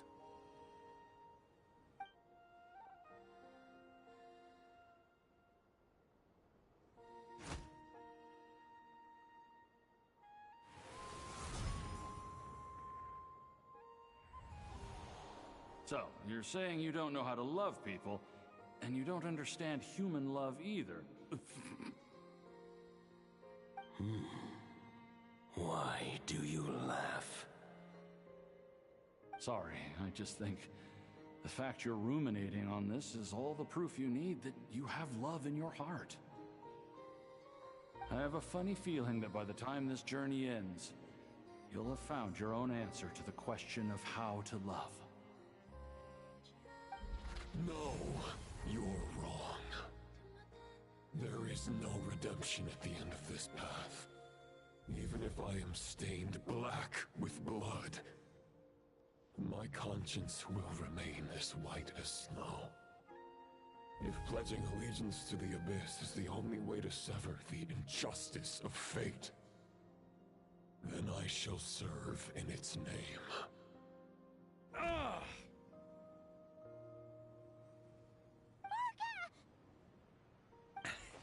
Oh, sure enough, this place has been corrupted by Roland's will. Whew. I'm fine. I was prepared for this. It wasn't enough to pose a serious threat. We got here just in time. The fragment hasn't been fully corrupted yet. Assuming we can undo the damage, it should still be usable.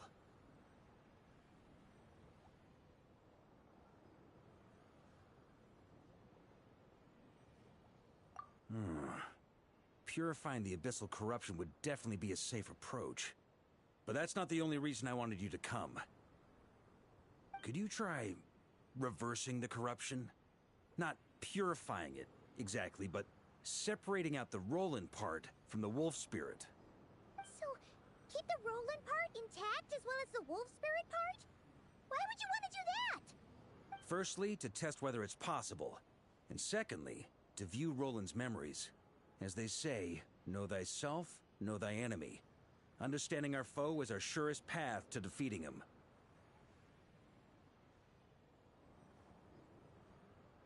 Let me think. How was it explained to me? Ah, yes. Focus on a single thought within the 1,000 winds. Capture that unique wisp before it blows away.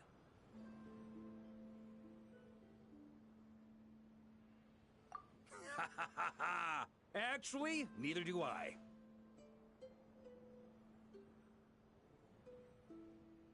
Huh. Sounds like something a certain tone-deaf bard would come up with when he can't think of anything meaningful to say. Wait, don't tell Paimon that's what actually happened. I thought it might mean something to you.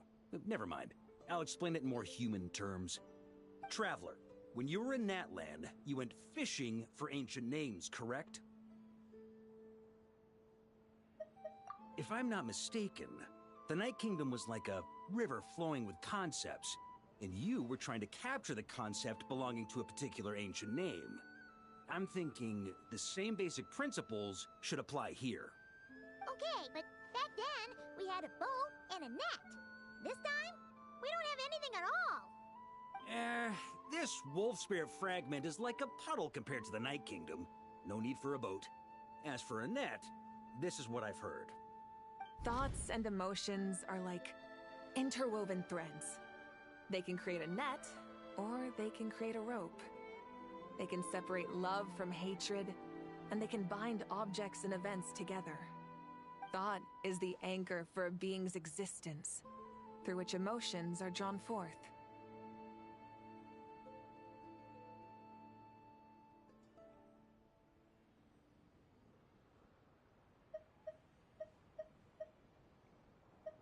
Also, we barely know anything about Roland. How are we supposed to use thoughts to anchor him? Well, maybe you could try this. What is it? It looks old and tattered. It's an unsent letter, written by the wolf pup Rostam, Knight of Boreas, from 500 years ago. It was meant for his disciple, the White Knight Roland.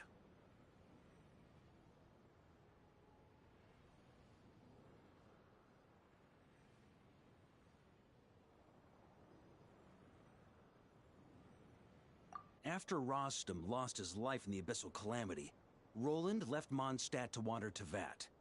Grandmaster Arundelen had wanted to deliver this letter to him. But trying to track Roland down was like chasing a shadow. He never did find him. And so this letter has been sitting at the Knights of Favonius headquarters ever since.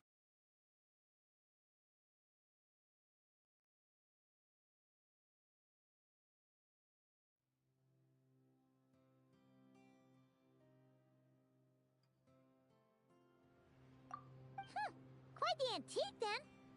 But how exactly is it supposed to anchor Roland?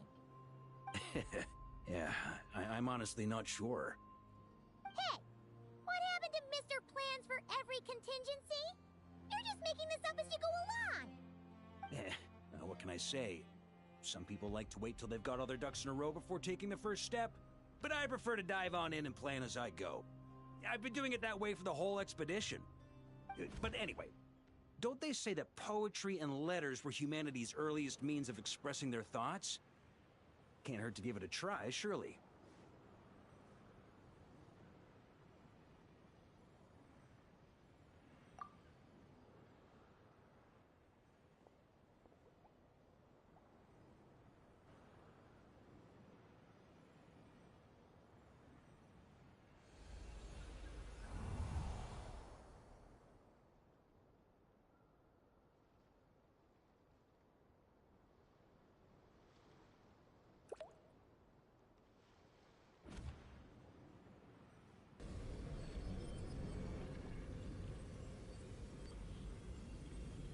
Whoa, it actually worked? You really are making this up as you go along. So the assimilation of souls really can be reversed, just like he said.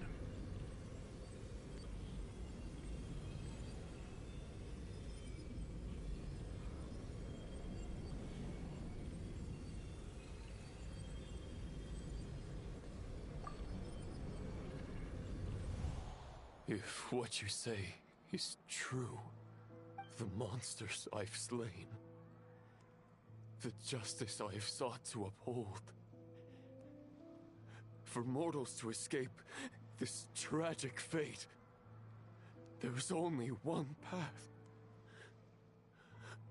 A great and ancient kingdom was wrongfully cursed, turning its inhabitants into monsters! The code of chivalry tolerates not such injustice. If Abyss be thy name, I pledge to you my loyalty. And that is where the blood-stained knight's tale came to an end. With that, he bade his humanity farewell. I dare say you must find it quite ironic, Knight of Boreas. That I... Dainsleif? No. Bore a striking resemblance, but that wasn't him.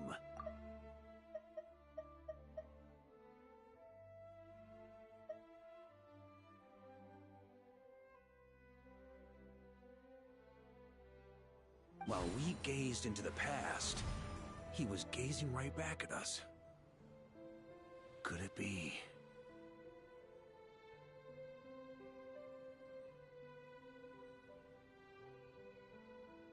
So that's what happened. After leaving Mondstadt and wandering the land, Roland ventured underground and saw a revelation from the Visionary. Once he had learned of Conria's fate, he saw the gods' judgment as the greatest injustice.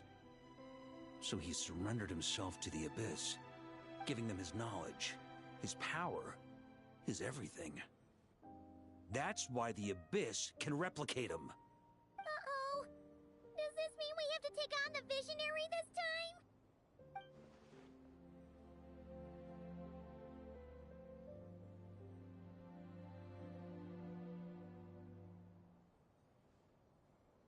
I'm inclined to agree.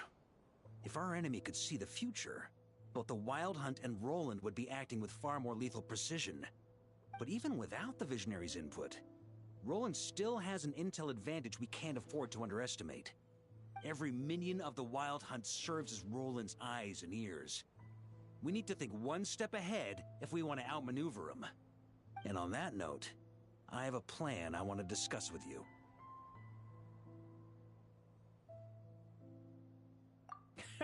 Well, the fewer people who know, the less likely it is to get leaked.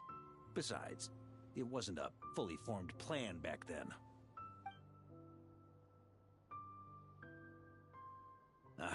That about covers it. Sorry to ask so much of you again.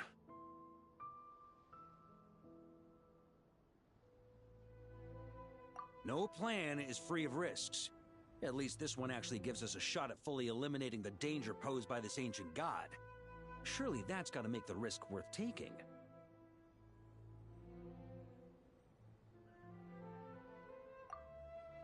If I fail, Anselm and Albedo can take the reins. Not to mention we still have Jean in Mondstadt. Oh, there has to be another way! Like a backup plan? If only there were. But I don't think our enemy will give us enough time to find one.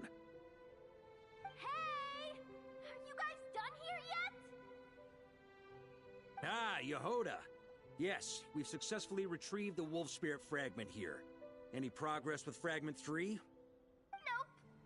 It's a total disaster. More wild hunt monsters than I've seen in my whole life. We need backup urgently. Come quick. Come on, we're out of time. You'll just have to trust me on this one.